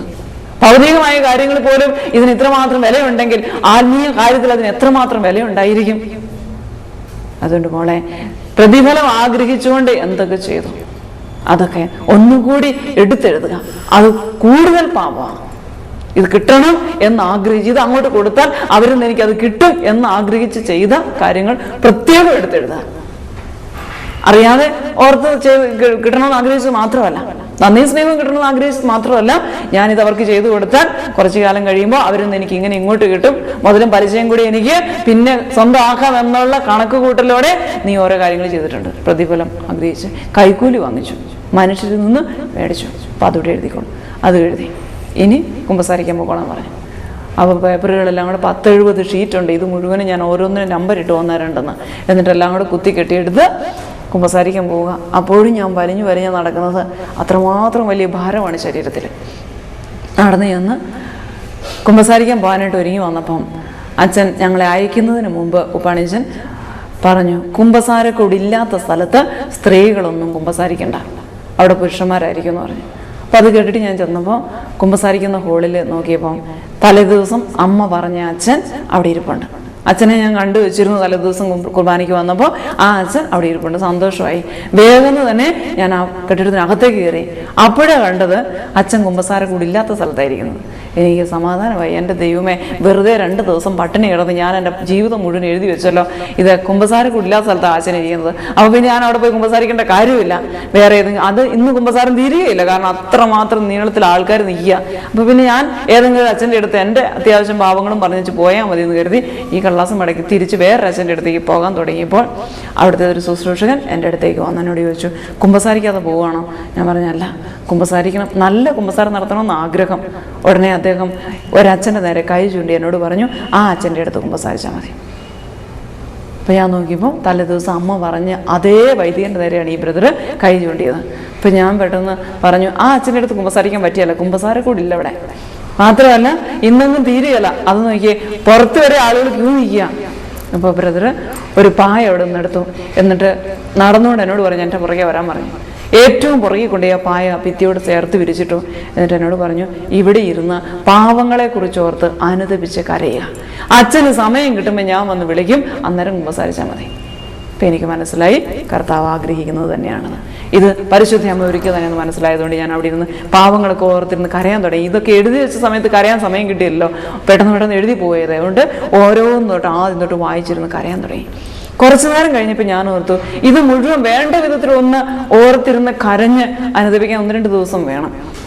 എന്നാൽ പിന്നെ പോകാം, പോയിട്ട് വന്ന് കുമ്പസാരിക്കാം. 2 ദിവസം കരഞ്ഞൊക്കെ ഇരുന്നിട്ട് വന്ന് കുമ്പസാരിക്കാം എന്ന് കരുതി പോകാനായിട്ട് ഞാൻ എഴുന്നേറ്റു. ഞാൻ എഴുന്നേറ്റ സമയത്ത് വേറെ ഒരു ബ്രദർ എൻ്റെ അടുത്തേക്ക് വന്നു. അദ്ദേഹം പറഞ്ഞു, കുമ്പസാരിക്കാതെ പോവുകയാണോ? ഞാൻ പറഞ്ഞു, ഇല്ല, അവിടെ തന്നെ ഇരുന്നു. പിന്നെയും ഞാൻ എഴുന്നേറ്റ് കുറച്ചുകൂടെ കഴിഞ്ഞപ്പോൾ. അപ്പോൾ ഈ ബ്രദർ വീണ്ടും വന്ന് പറഞ്ഞു, സഹോദരി, കുമ്പസാരിക്കാതെ പോകരുത് കേട്ടോ. 3 പ്രാവശ്യം ഞാൻ എഴുന്നേറ്റപ്പോൾ ഈ ബ്രദർ വന്നിട്ട് പറഞ്ഞു, കുമ്പസാരിക്കാതെ പോകരുത് കേട്ടോ. അപ്പം ഞാൻ അവിടെ തന്നെ ഇരുന്നു. എന്തായാലും കുമ്പസാരിച്ചിട്ട് പോകുന്നുള്ളൂ എന്ന് കരുതി അവിടെ തന്നെ ഇരുന്നു. അവിടെ ഇരുന്നു കൊണ്ട് ഞാനിങ്ങനെ ചിന്തിച്ചു, ഇപ്പോൾ എന്നോട് വന്ന് സംസാരിച്ച ബ്രദറിനെ കണ്ടിട്ട് ഒരച്ഛൻ കുഞ്ഞാന്ന് തോന്നുന്നുണ്ടല്ലോ. അച്ഛനാകാൻ പഠിക്കുന്ന ഒരു ബ്രദർ എന്ന അർത്ഥത്തിലാണ് ഞാൻ അങ്ങനെ മനസ്സിൽ ചിന്തിച്ചത്. അദ്ദേഹത്തിൻ്റെ സംസാരത്തിൻ്റെ രീതിയും ഒക്കെ കണ്ടിട്ട് ഒരച്ഛൻ കുഞ്ഞാൻ തോന്നുന്നുണ്ടല്ലോ എന്ന് പറഞ്ഞു ഉടനെ തന്നെ പരിശുദ്ധ അമ്മ എൻ്റെ മുമ്പിലേക്ക് വീണ്ടും വന്നു. എന്നോട് ചോദിച്ചു, നീ എന്താ ഇപ്പം പറഞ്ഞത്? ഞാൻ പറഞ്ഞു, ഒന്നും പറഞ്ഞില്ല. ആര് പറഞ്ഞു? നിന്റെ ഹൃദയത്തിൽ നീ എന്താ ഇപ്പൊ പറഞ്ഞത്? സ്വരം ഉയർത്തി ചോദിച്ചത്. ഇപ്പൊ എനിക്ക് മനസ്സിലായി മറച്ചു വെച്ചിട്ട് കാര്യമില്ലെന്ന്. ഞാൻ പറഞ്ഞു, അത് അച്ഛൻ കുഞ്ഞാൻ തോന്നുന്നു എന്നാ പറഞ്ഞത്. അമ്മയ്ക്ക് നമ്മുടെ ഹൃദയ രഹസ്യങ്ങൾ വരെ മനസ്സിലാക്കാൻ കഴിവുണ്ട്. കാനായിലെ വിവാഹ വിരുന്നിന്റെ സമയത്ത് പരിശുദ്ധ അമ്മ ആ വെള്ളത്തെ വീഞ്ഞാക്കിയിരുന്നുവെങ്കിൽ ഞാൻ ഇന്ന് സ്നേഹിക്കുന്നതിന്റെ പകുതി പോലും പരിശുദ്ധ അമ്മയെ സ്നേഹിക്കുമായിരുന്നില്ല എന്ന് എനിക്ക് തോന്നാറുണ്ട് ചിലപ്പോൾ. കാരണം ഒരു പച്ചവെള്ളത്തെ വീഞ്ഞാക്കുക എന്നുള്ളത് അമ്മയ്ക്ക് നിസ്സാര കാര്യമാണ്. അമ്മ ആഗ്രഹിച്ച എന്ത് കാര്യം അമ്മയ്ക്ക് ചെയ്യാൻ പറ്റാത്തത്? എന്നിട്ട് അമ്മ അത് ചെയ്തില്ലെന്ന് മാത്രമല്ല ഈശോയോട് എന്ന് പറഞ്ഞു. ഈശോയോട് പറഞ്ഞപ്പോൾ ഈശോ എന്താ പറഞ്ഞത്?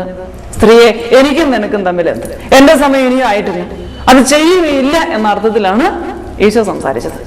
പക്ഷെ അമ്മ പറഞ്ഞത്, അവൻ പറയുന്നത് ചെയ്യുവൻ. അതെന്തെങ്കിലും പറയുമെന്ന് അമ്മ എങ്ങനെയാ അറിഞ്ഞത്? അപ്പോ ഈശോയുടെ ഹൃദയത്തിലിരിക്കുന്ന രഹസ്യം പോലും പരിശുദ്ധ അമ്മയ്ക്ക് മനസ്സിലാവും എങ്കിൽ എന്റെ ഹൃദയ രഹസ്യം മനസ്സിലാക്കാൻ അമ്മയ്ക്ക് വല്ല വിഷമമുണ്ടോ? അപ്പൊ അമ്മ ഞാൻ പറഞ്ഞു, അച്ഛൻ കുഞ്ഞാൻ തോന്നുന്നു എന്നാ പറഞ്ഞത്. അമ്മ പറഞ്ഞു, ആര് പറഞ്ഞു അങ്ങനെ പറയാൻ? ആര് പറഞ്ഞു അങ്ങനെ പറയാൻ? അച്ഛനെ കുഞ്ഞാക്കാനാണ് നീ ഇങ്ങോട്ട് വന്നത്. എഴുതു നിന്റെ പാപത്തിന്റെ കൂടെ ഇതും. കാരണം ഒരു വൈദികന്റെ അമ്മ ഞാനാണ്, എന്നിട്ട് ഞാൻ പോലും അവനെ അങ്ങനെ വിളിക്കുകയില്ല. സെമിനാരിയുടെ പടിയിൽ ആദ്യത്തെ കാലം അവൻ എടുത്തു വെച്ച നിമിഷം മുതൽ ഒരു വൈദികൻ എന്ന അർത്ഥത്തിൽ തന്നെയാണ് ഞാൻ അവനെ സ്നേഹിക്കുകയും ബഹുമാനിക്കുകയും ചെയ്യുന്നത്. നീ അവനെ അങ്ങനെ തന്നെയാണ് ബഹുമാനിക്കേണ്ടത്, ഇങ്ങനെയല്ല. അതുകൊണ്ട് എഴുത് നിന്റെ പാപത്തിന്റെ കൂടെ ഇതും. ഇപ്പൊ ഞാൻ ചോദിച്ചു, ഇതെന്ത് പാവമാണെന്നാണ് ഞാൻ എഴുതേണ്ടത്? കർത്താവിൻ്റെ അഭിഷിക്തനാകാനുള്ളവനെ ലോകപ്രകാരം അപമാനിച്ച് സംസാരിച്ചു എന്ന് എഴുത്. അപ്പോൾ അങ്ങനെ എഴുതി. എന്നിട്ട് പറഞ്ഞു, ബ്രദേഴ്സിനെ കുറിച്ച് എന്തെല്ലാം നീ പറഞ്ഞിട്ടുണ്ടോ അത് മുഴുവൻ എഴുതാൻ. അപ്പോൾ അത് മുഴുവൻ എഴുതി. എന്നിട്ട് പറഞ്ഞു, വൈദികരെ കുറിച്ച് പറഞ്ഞു എഴുതി. ഇനി അടുത്തത് വേറൊരു പേപ്പർ എടുത്ത് വൈദികരെ കുറിച്ച് പറഞ്ഞിട്ടുള്ളത് മുഴുവൻ എന്നെ കൊണ്ട് എഴുതിപ്പിച്ചു. മനസ്സിൽ ചിന്തിച്ചത് വരെ എഴുതിപ്പിച്ചു. അത് കഴിഞ്ഞപ്പോൾ പറഞ്ഞു, സിസ്റ്റേഴ്സിനെ കുറിച്ച് പറഞ്ഞിട്ടുള്ള എഴുതാൻ. അപ്പോൾ സിസ്റ്റേഴ്സിനെ കുറിച്ച് ഒത്തിരി കാര്യം പറഞ്ഞിട്ടുണ്ട്, അത് മുഴുവൻ എഴുതിപ്പിച്ചു. അപ്പോൾ ഈശോ തന്നെ എന്നോട് അതേക്കുറിച്ച് പറഞ്ഞു, നീ ബാഹ്യമായ സൗന്ദര്യം നോക്കി മനുഷ്യരെ വിധിക്കുന്നു. ഞാൻ അത് കാണുന്ന പോലുമില്ല. മനുഷ്യന്റെ ബാഹ്യ സൗന്ദര്യം ഞാൻ കാണുന്ന പോലുമില്ല. ഞാൻ ഹൃദയങ്ങൾ പരിശോധിക്കും. ഹൃദയത്തിലേക്ക് നോക്കിയിട്ടാണ് ഞാൻ ഒരു മനുഷ്യൻ സൗന്ദര്യമുള്ള ആളാണോ ഇല്ലയോ എന്ന് ഞാൻ തീരുമാനിക്കുന്നത്. പക്ഷെ നീ പുറം നോക്കിയാണ് തീരുമാനിക്കുന്നത്. എൻ്റെ കുഞ്ഞെ, അത് ചീഞ്ഞു പോകുന്നതാണ്. അതിനെ സൗന്ദര്യമുള്ളതാണ്, സുന്ദരമാണെന്ന് പറഞ്ഞാൽ അതെങ്ങനെ നിലനിൽക്കും? അതുകൊണ്ട് നീ ഈ കാര്യത്തെക്കുറിച്ച് പറഞ്ഞത് എന്നെ ഏറ്റവും അധികം വേദനിപ്പിച്ചു. ആളെ കാണാൻ കൊള്ളിയല്ല, ആളെ കാണാൻ കൊള്ളാം, ഇത് പറഞ്ഞത് എന്നെ ഏറ്റവും കൂടുതൽ വേദനിപ്പിച്ചത്. എൻ്റെ ദൃഷ്ടിയിൽ നിങ്ങൾ എല്ലാവരും ഒരുപോലെയാണ്. അപ്പൊ അത് പ്രത്യേകം നീ ഓർത്ത് എഴുതുക. ഇനി നീ പറഞ്ഞില്ലേ കാണാൻ കൊള്ളിയല്ലാത്ത ഇവരെ എങ്ങനെയാ ഞാൻ മടത്തി സ്വീകരിച്ചതെന്ന് നീ പറഞ്ഞത് പ്രത്യേകം എഴുതി കുമ്പസാരിക്കണം. അതോർക്ക്. നിനക്കറിയാവോ, വനത്തിനുള്ളിൽ ഒരിക്കലും ആരും കാണാതെ വിരിയുന്ന കാട്ടുപൂക്കളുണ്ട്. അതിന് വലിപ്പവും കുറവാണ്, ചെറിയ കാട്ടുപൂക്കൾ. ഒരിക്കലും അതിന് സൂര്യൻ പോലും ശരിക്കും കണ്ടിട്ടില്ല. അതുപോലെ ഘോര വനങ്ങൾക്കുള്ളിലാണ് അത് വിരിയുന്നത്. എന്നാൽ ആ കാട്ടുപൂക്കൾ കൊണ്ട് പോലും എൻ്റെ ആൾക്കാരെ അലങ്കരിക്കാൻ എനിക്കറിയാം. അത് നീ അറിഞ്ഞാൽ മതി. അതിവിശുദ്ധ സ്ഥലത്തെടുത്ത് വെക്കാൻ പോലും, ആ പൂക്കളെ എടുത്ത് വെക്കാൻ പോലും എനിക്ക് പറ്റുമെന്ന് നീ അറിയുക. അതുകൊണ്ടാണ് പറഞ്ഞത്, നീ ആരെയും വിധിക്കണ്ട. ദൈവ വിളികൾ നീ കാരണം നഷ്ടപ്പെട്ടു പോയ എല്ലാ കാര്യങ്ങളും എഴുതുക. എനിക്ക് സെമിനാരിൽ ചേരണം എന്ന് ഒരാഗ്രഹം ഒരു കുഞ്ഞു വന്ന് ആ മാതാപിതാക്കളോടോ ബന്ധുക്കളോടോ പ്രിയപ്പെട്ടവരോടോ പറയുകയാണെങ്കിൽ ആ നിമിഷം മുതൽ ആ കുഞ്ഞിന് വേണ്ടി പ്രാർത്ഥിക്കുക ചെയ്യേണ്ടത്. ദൈവമേ, ഇത് നഷ്ടപ്പെടാതെ നിന്റെ സന്നിധിയിൽ വിശിഷ്ടമായ ഒരു ജീവിതമാക്കി തീർക്കണമേ എന്ന് പ്രാർത്ഥിക്കുക ചെയ്യേണ്ടത്. അല്ലാതെ ഉടനെ തന്നെ അവിടെ പോയ കഷ്ടപ്പാട് അങ്ങോട്ട് പോകണ്ട എന്ന് പറഞ്ഞ എല്ലാ കാര്യങ്ങളും എഴുതി കുമ്പസാരിക്കുക. ദൈവത്തിൻ്റെ അടുത്തേക്ക് പറഞ്ഞു വിടാൻ സമ്മതിച്ചില്ല. അപ്പോൾ അത് എഴുതി. ഇതെല്ലാം കഴിഞ്ഞ് പിന്നെ പറഞ്ഞു, ഇനി കുമ്പസാരിക്കാൻ ഒരുങ്ങിപ്പോയിക്കൊള്ളുക. ഇപ്പം നോക്കിയപ്പോഴത്തേന് എല്ലാവരും അവിടുത്തെ കഴിഞ്ഞു. അച്ഛൻ മാത്രമായി. ആ രണ്ട് ബ്രദേഴ്സ് ഉണ്ടായിരുന്നു. അവർ രണ്ടുപേരും വന്നു. വേറെ രണ്ട് ശുശ്രൂഷകരും ഉണ്ട്. ഈ അച്ഛൻ്റെ അടുത്തേക്ക് എന്നെ കൊണ്ടുപോയി. ഞാൻ പറഞ്ഞു, മാതാവ് പറഞ്ഞിട്ടാണ് കുമ്പസാരിക്കാൻ വന്നത്, ജീവിതം മുഴുവൻ കുമ്പസാരിക്കാൻ വന്നതാണ്. അപ്പം അച്ഛൻ പറഞ്ഞു, എന്നാൽ ശരി കുമ്പസാരിച്ചോളാൻ പറഞ്ഞ് കുമ്പസാരിപ്പിച്ചു. 3.5 മണിക്കൂർ സമയം കുമ്പസാരിക്കുകയായിരുന്നു. ഈ കള്ളാസിൽ എഴുതിയത് മുഴുവൻ വായിച്ച് കരഞ്ഞുകൊണ്ട് ഞാൻ വായിച്ചുകൊണ്ടിരുന്നു എല്ലാം. അവസാനത്തെ പാവം പറഞ്ഞു കഴിഞ്ഞിട്ട് ഞാൻ തലയുയർത്തി നോക്കിയപ്പോൾ വൈദികനിരുന്ന് ഏങ്ങലടിച്ച് കരയുകയാണ്. അച്ഛന് പാവമോചനം തരാൻ പറ്റുന്നില്ല. അച്ഛൻ ആ കുമ്പസാരക്കൂടിന്റെ സൈഡിലേക്ക് തല വെച്ചിട്ട് പൊട്ടി പൊട്ടി കരയുകയാണ്. 1/4 മണിക്കൂർ സമയം അച്ഛൻ കരഞ്ഞുകൊണ്ടിരുന്നു. അച്ഛൻ കരയുന്നത് കണ്ടപ്പോൾ ഞാനും കരഞ്ഞു. അങ്ങനെ കരച്ചിലൊന്ന് അവസാനിച്ചപ്പോൾ അച്ഛൻ പറഞ്ഞു, മോളെ, ഈശോ എല്ലാം മറന്നു കഴിഞ്ഞു, ഇനി നീ ഒന്നും ഓർക്കാൻ ശ്രമിക്കണ്ട. അത്യാവശ്യം വല്ലോടൊക്കെ ഈശോ ഓർമ്മിപ്പിച്ചു തരും. അതിൽ കൂടുതലൊന്നും ഓർക്കണ്ട. ദൈവനാമത്തിന്റെ മഹത്വത്തിന് വേണ്ടി ദൈവം ചിലതൊക്കെ ഓർമ്മിപ്പിക്കും, അല്ലാതെ ഒന്നും ഇനി ഓർക്കാൻ ശ്രമിക്കേണ്ടെന്ന് പറയും. ഇനി സമാധാനമായി പോയിക്കോളാൻ പറഞ്ഞ് ആശീർവദിച്ചു. അച്ഛൻ ആശീർവദിക്കുന്ന സമയം വരെയും ഈ ഭാരവുമായിട്ട് ഞാൻ വലിച്ചു നടക്കുകയായിരുന്നു. ഈ നിമിഷത്തിൽ തന്നെ പെട്ടെന്ന് ഞാനൊരു സ്വരം കേട്ടു. ഞാനെല്ലാം മറന്നുപോയി. ദൂരെ നിന്ന് ആരോ എന്നോട് പറയും പോലെയാണ് ഞാൻ ആദ്യം കേട്ടത്. പിന്നെ ആ സ്വരം അടുത്തടുത്ത് വരാൻ തുടങ്ങി. ഉടനെ എന്നെ തൊട്ടടുത്ത് നിന്ന് എനിക്ക് ചുറ്റും നിന്ന് പറയുന്ന പോലെ ഞാൻ കേട്ടു. അപ്പം ഞാനും പറഞ്ഞു, ഞാനെല്ലാം മറന്നുപോയെന്ന്. അങ്ങനെ പറഞ്ഞ് ഞാൻ അവിടെ തന്നെ ബോധം കെട്ട് വീണു. എഴുന്നേറ്റപ്പോൾ അച്ഛനും ആ പ്രദേശവും എല്ലാവരും അവിടെ നിൽപ്പുണ്ട്, ശുശ്രൂഷരൊക്കെ. അപ്പം അച്ഛൻ പറഞ്ഞു, ഇനിയൊന്നും ഓർക്കാൻ ശ്രമിക്കേണ്ട, ഈശോ എല്ലാം തന്നെ മറന്നിരിക്കുന്നു. മോള് സന്തോഷമായിട്ട് കുർബാനയ്ക്ക് വേണ്ടി പോരാൻ പറഞ്ഞിട്ട് അവരെല്ലാവരും പോയി. ഇവർ പോയ ഉടനെ തന്നെ ഞാൻ അവിടുന്ന് കുർബാനയ്ക്ക് പോകാൻ വേണ്ടി എഴുന്നേറ്റപ്പോൾ ഞാൻ തറയിൽ നിന്ന് പൊങ്ങിപ്പോയി. ഞാൻ പേടിച്ച് അവിടെ ഭിത്തിയെ പിടിച്ചുകൊണ്ടിരുന്നു. അവിടെ ഒരു ഭിത്തിയുടെ അടുത്ത് തൂണുണ്ട്, അതേ പിടിച്ചുകൊണ്ടിരുന്നു. എനിക്ക് എന്താ സംഭവിച്ചെന്ന് പിന്നെ എനിക്ക് മനസ്സിലാവുന്നില്ല. ദൈവമേ, മുഴുവൻ പാപം ഞാൻ പറഞ്ഞതാണല്ലോ, എന്നിട്ട് എനിക്ക് എന്താ പറ്റിയത്? ഇനിയും എന്നെ ശിക്ഷിക്കുകയാണല്ലോ, എന്താ സംഭവിക്കുന്നത് എനിക്ക് മനസ്സിലാവുന്നില്ല പറഞ്ഞ് ഞാൻ കരഞ്ഞുപോയി. പിടിവിടാൻ പേടി, ഞാൻ അതേ പിടിച്ചു വെച്ചുകൊണ്ടിരുന്നു, ബലമായി തൂണെ പിടിച്ചിരുന്നു. അപ്പോൾ പരിശുദ്ധ അമ്മയെ വിളിച്ച് പ്രാർത്ഥിച്ചപ്പോൾ അമ്മ എൻ്റെ അടുത്തേക്ക് വന്നു. അമ്മ പറഞ്ഞു, മോളെ, പാപം ഇല്ലാത്ത അവസ്ഥയിൽ ഒരു ക്രിസ്ത്യാനി ഇങ്ങനെയാ ജീവിക്കേണ്ടത്, അല്ലാതെ പാപവുമായിട്ട് വലിച്ചു നടക്കുന്ന ഒരു ജീവിതം ജീവിക്കാനല്ല ക്രിസ്ത്യാനിയെ ഞാൻ വിളിച്ചിരിക്കുന്നത്. അവൻ പാപമൊന്നുമില്ലാതെ വിശുദ്ധിയിൽ നിറഞ്ഞ് അന്തരീക്ഷത്തിൽ ഒരു പക്ഷി പറക്കുന്നത് പോലെ ഈ ഭൂമിയിൽ വിശുദ്ധമായ ജീവിതം, ഭാരമില്ലാത്ത ജീവിതം, മറ്റുള്ളവർക്ക് ഭാരമാകാത്ത ജീവിതം നയിക്കാൻ വേണ്ടിയാ അവനെ ഞാൻ വിളിച്ചിരിക്കുന്നത്. വിശുദ്ധി നിറഞ്ഞ ജീവിതത്തിൽ ഇതാണ് നീ അനുഭവിക്കുന്ന, ഹൃദയത്തിൽ ഭാരമില്ലാതെ. ഈ അനുഭവത്തിലേക്ക് വിളിച്ചിരിക്കുന്നത്. പക്ഷെ അവനിതൊന്നും അനുഭവിക്കുന്നില്ല. അവനീ ഭാരമായിട്ട് ചുമന്നു നടക്കുക. ഇതറിയാൻ വേണ്ടി ഇത് അനുവദിച്ചെന്നേ ഉള്ളൂ. അതുകൊണ്ട് എഴുന്നിട്ട് കുർബാനയ്ക്ക് പൊക്കോളാൻ പറഞ്ഞു. അപ്പോൾ എഴുന്നിട്ട് ഞാൻ പോയി. അന്ന് അഭിഷേക പ്രാർത്ഥനയുടെ സമയത്ത് അഗ്നി കടന്നു വന്നു. എൻ്റെ ഹൃദയത്തിന് മുകളിലേക്കുള്ള ഭാഗങ്ങൾ ഒരു ചലനവും ഉണ്ടായില്ല. ബാക്കി മുഴുവൻ തീക്കകത്ത് ശുദ്ധി ചെയ്തെടുക്കുന്ന പോലെ, തീ പറക്കുന്നത് പോലെ തോന്നി ശരീരത്തിൽ നിന്നല്ല. അപ്പം ഞാൻ ഓർത്ത്, ഹൃദയം കൊണ്ട് പാപം ചെയ്യാനൊന്നും പോയില്ലല്ലോ കുമ്പസാരം കഴിഞ്ഞു. പിന്നെ ഞാനെപ്പോഴും ഈശോയെ സ്തുതിച്ചുകൊണ്ടിരിക്കുകയായിരുന്നു. ബുദ്ധി കൊണ്ടും പാപം ചെയ്തൊന്നുമില്ല, പിന്നെ കൈകൊണ്ടും ഒന്നും ചെയ്തിട്ടില്ല. അപ്പം പിന്നെ അതിൻ്റെ ആവശ്യമില്ലായിരിക്കും എന്ന് കരുതി വന്നു. റൂമിലെത്തിയപ്പോൾ പരിശുദ്ധ അമ്മ എൻ്റെ കട്ടിലേ ഇരിപ്പുണ്ട്. അമ്മ പറഞ്ഞു, ആ പാവങ്ങളുടെ ലിസ്റ്റ് എഴുതിയ കടലാസ് ഒന്നുകൂടി എടുക്കുക. അപ്പോൾ ഞാനതെടുത്തു. അമ്മ പറഞ്ഞു, അതിൽ 4-ാമത്തെ പേജിൽ അവസാനത്തെ ഖണ്ഡികയിൽ 6 പാപങ്ങൾ പറയാതെ വിട്ടുപോയിട്ടുണ്ട്. അതും കൂടി നാളെ പോയി രാവിലെ തന്നെ പോയി കുമ്പസാരിച്ചോളണം. അപ്പം ഞാൻ പറഞ്ഞു, എടുത്തു നോക്കിയപ്പോൾ ശരിയാ, 5-6 ചെറിയ കാര്യങ്ങളാണ്. പെട്ടെന്ന് ഞാൻ അമ്മയോട് പറഞ്ഞു, എൻ്റെ അമ്മേ, ഇതൊക്കെ എന്തോരം ചെറിയ കാര്യങ്ങളാണ്, ഇത് ഒരു 100 പ്രാവശ്യം വേണമെങ്കിൽ ഞാൻ മുമ്പ് പറഞ്ഞ പാപത്തിലൊക്കെ ഉൾപ്പെടുത്താവുന്നതേ ഉള്ളൂ. അതുകൊണ്ട് ഇതിനി എന്തിനാ കുമ്പസാരിക്കുന്നത്? ഇതും കൂടെ അതിനകത്ത് അങ്ങ് അഡ്ജസ്റ്റ് ചെയ്താൽ പോരെ. ഇത് ചെറിയ കാര്യങ്ങളല്ലേ, എന്തിനാ ഇനി ഇത് പറഞ്ഞ് കുമ്പസാരിക്കാൻ പോകുന്ന? നാണക്കേടാ ഇനി ഇവിടെ കുമ്പസാരിക്കാൻ. ആളുകളെല്ലാം അറിഞ്ഞ് ഞാൻ കുമ്പസാരിച്ച കാര്യം, അതുകൊണ്ട് വേണ്ട, എന്നോട് ക്ഷമിക്കണം, ഞാനിത് വീട്ടിൽ ചെന്ന് കുമ്പസാരിച്ചോളാം, ഇത്രയല്ലേ ഉള്ളൂ. അപ്പം അമ്മ പറഞ്ഞു, എൻ്റെ മോളെ, പാപങ്ങളുമായി അഡ്ജസ്റ്റ് ചെയ്തുകൊണ്ട് ഒരു ക്രൈസ്തവ ജീവിതമില്ല. ഒരു കുഞ്ഞു പാപത്തോട് പോലും യേശുക്രിസ്തു അഡ്ജസ്റ്റ് ചെയ്യുമെന്ന് നീ സ്വപ്നത്തിൽ പോലും വിചാരിക്കണ്ട. കർത്താവ് അഡ്ജസ്റ്റ് ചെയ്യുകയല്ല ഒരു പാപത്തോട്. അവസാനത്തെ പാപം വരെയും അതുവരെയും തുടച്ചു നിൽക്കുന്നവനാ ക്രിസ്തു. അതുകൊണ്ട് ഇത് പോയി ഏറ്റുപറഞ്ഞ് കുമ്പസാരിക്കുക എന്നുള്ളതല്ലാതെ ഇത് അഡ്ജസ്റ്റ് ചെയ്യുന്ന പരിപാടിയില്ല. അതുകൊണ്ട് പോയി കുമ്പസാരിച്ചു.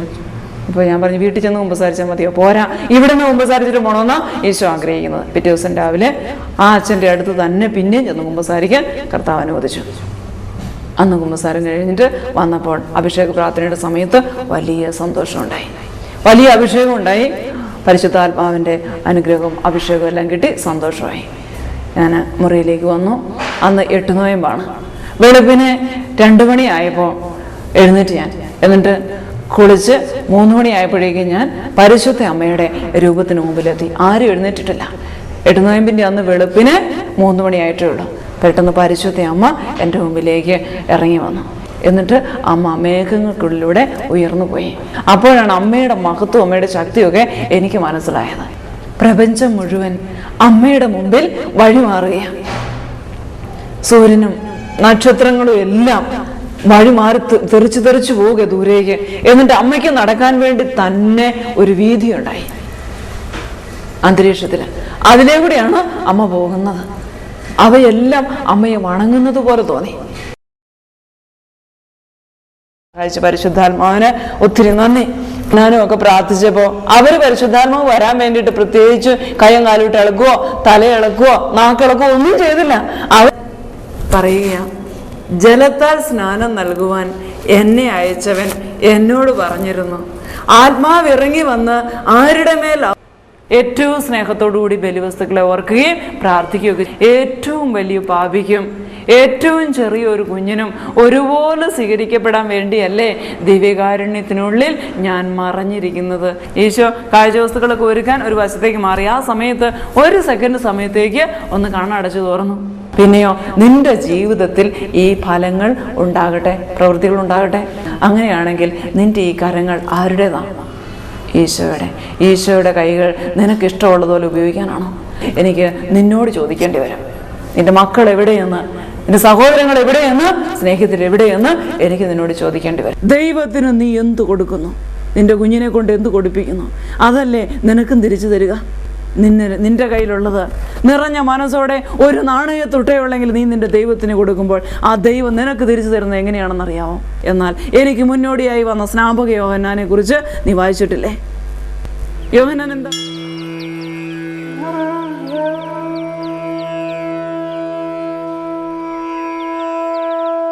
മാതാവേ സ്വസ്തി അംബികേ, ദൈവമാതാവേ സ്വസ്തി കന്യകേ, ഇടനെഞ്ചിലെരിയുന്ന കനലിൻ്റെ ചൂടേറ്റ് കൊഴിയുന്ന കണ്ണുനീർമുത്തെടുത്ത്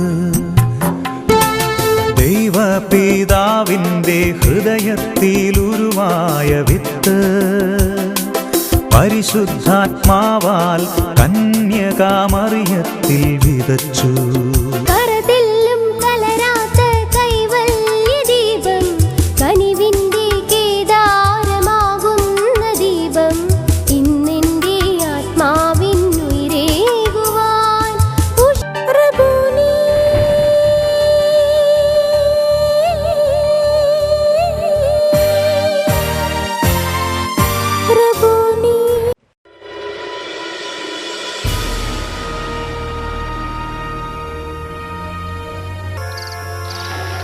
യോന, യോന, യോന, നീ എഴുന്നേറ്റ് മഹാനഗരമായ നിനവേയിൽ ചെന്ന് കടൽക്ഷോഭത്തിൽ കപ്പൽ തകരുമെന്നായി.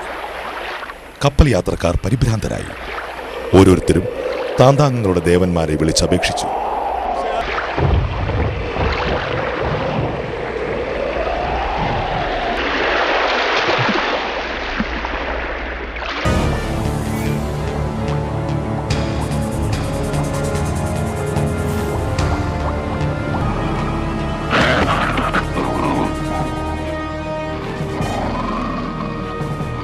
നിനിവേ മഹാരാജാവിന്റെയും അവന്റെ പ്രമുഖന്മാരുടെയും കൽപ്പനയാണിത്. മനുഷ്യനോ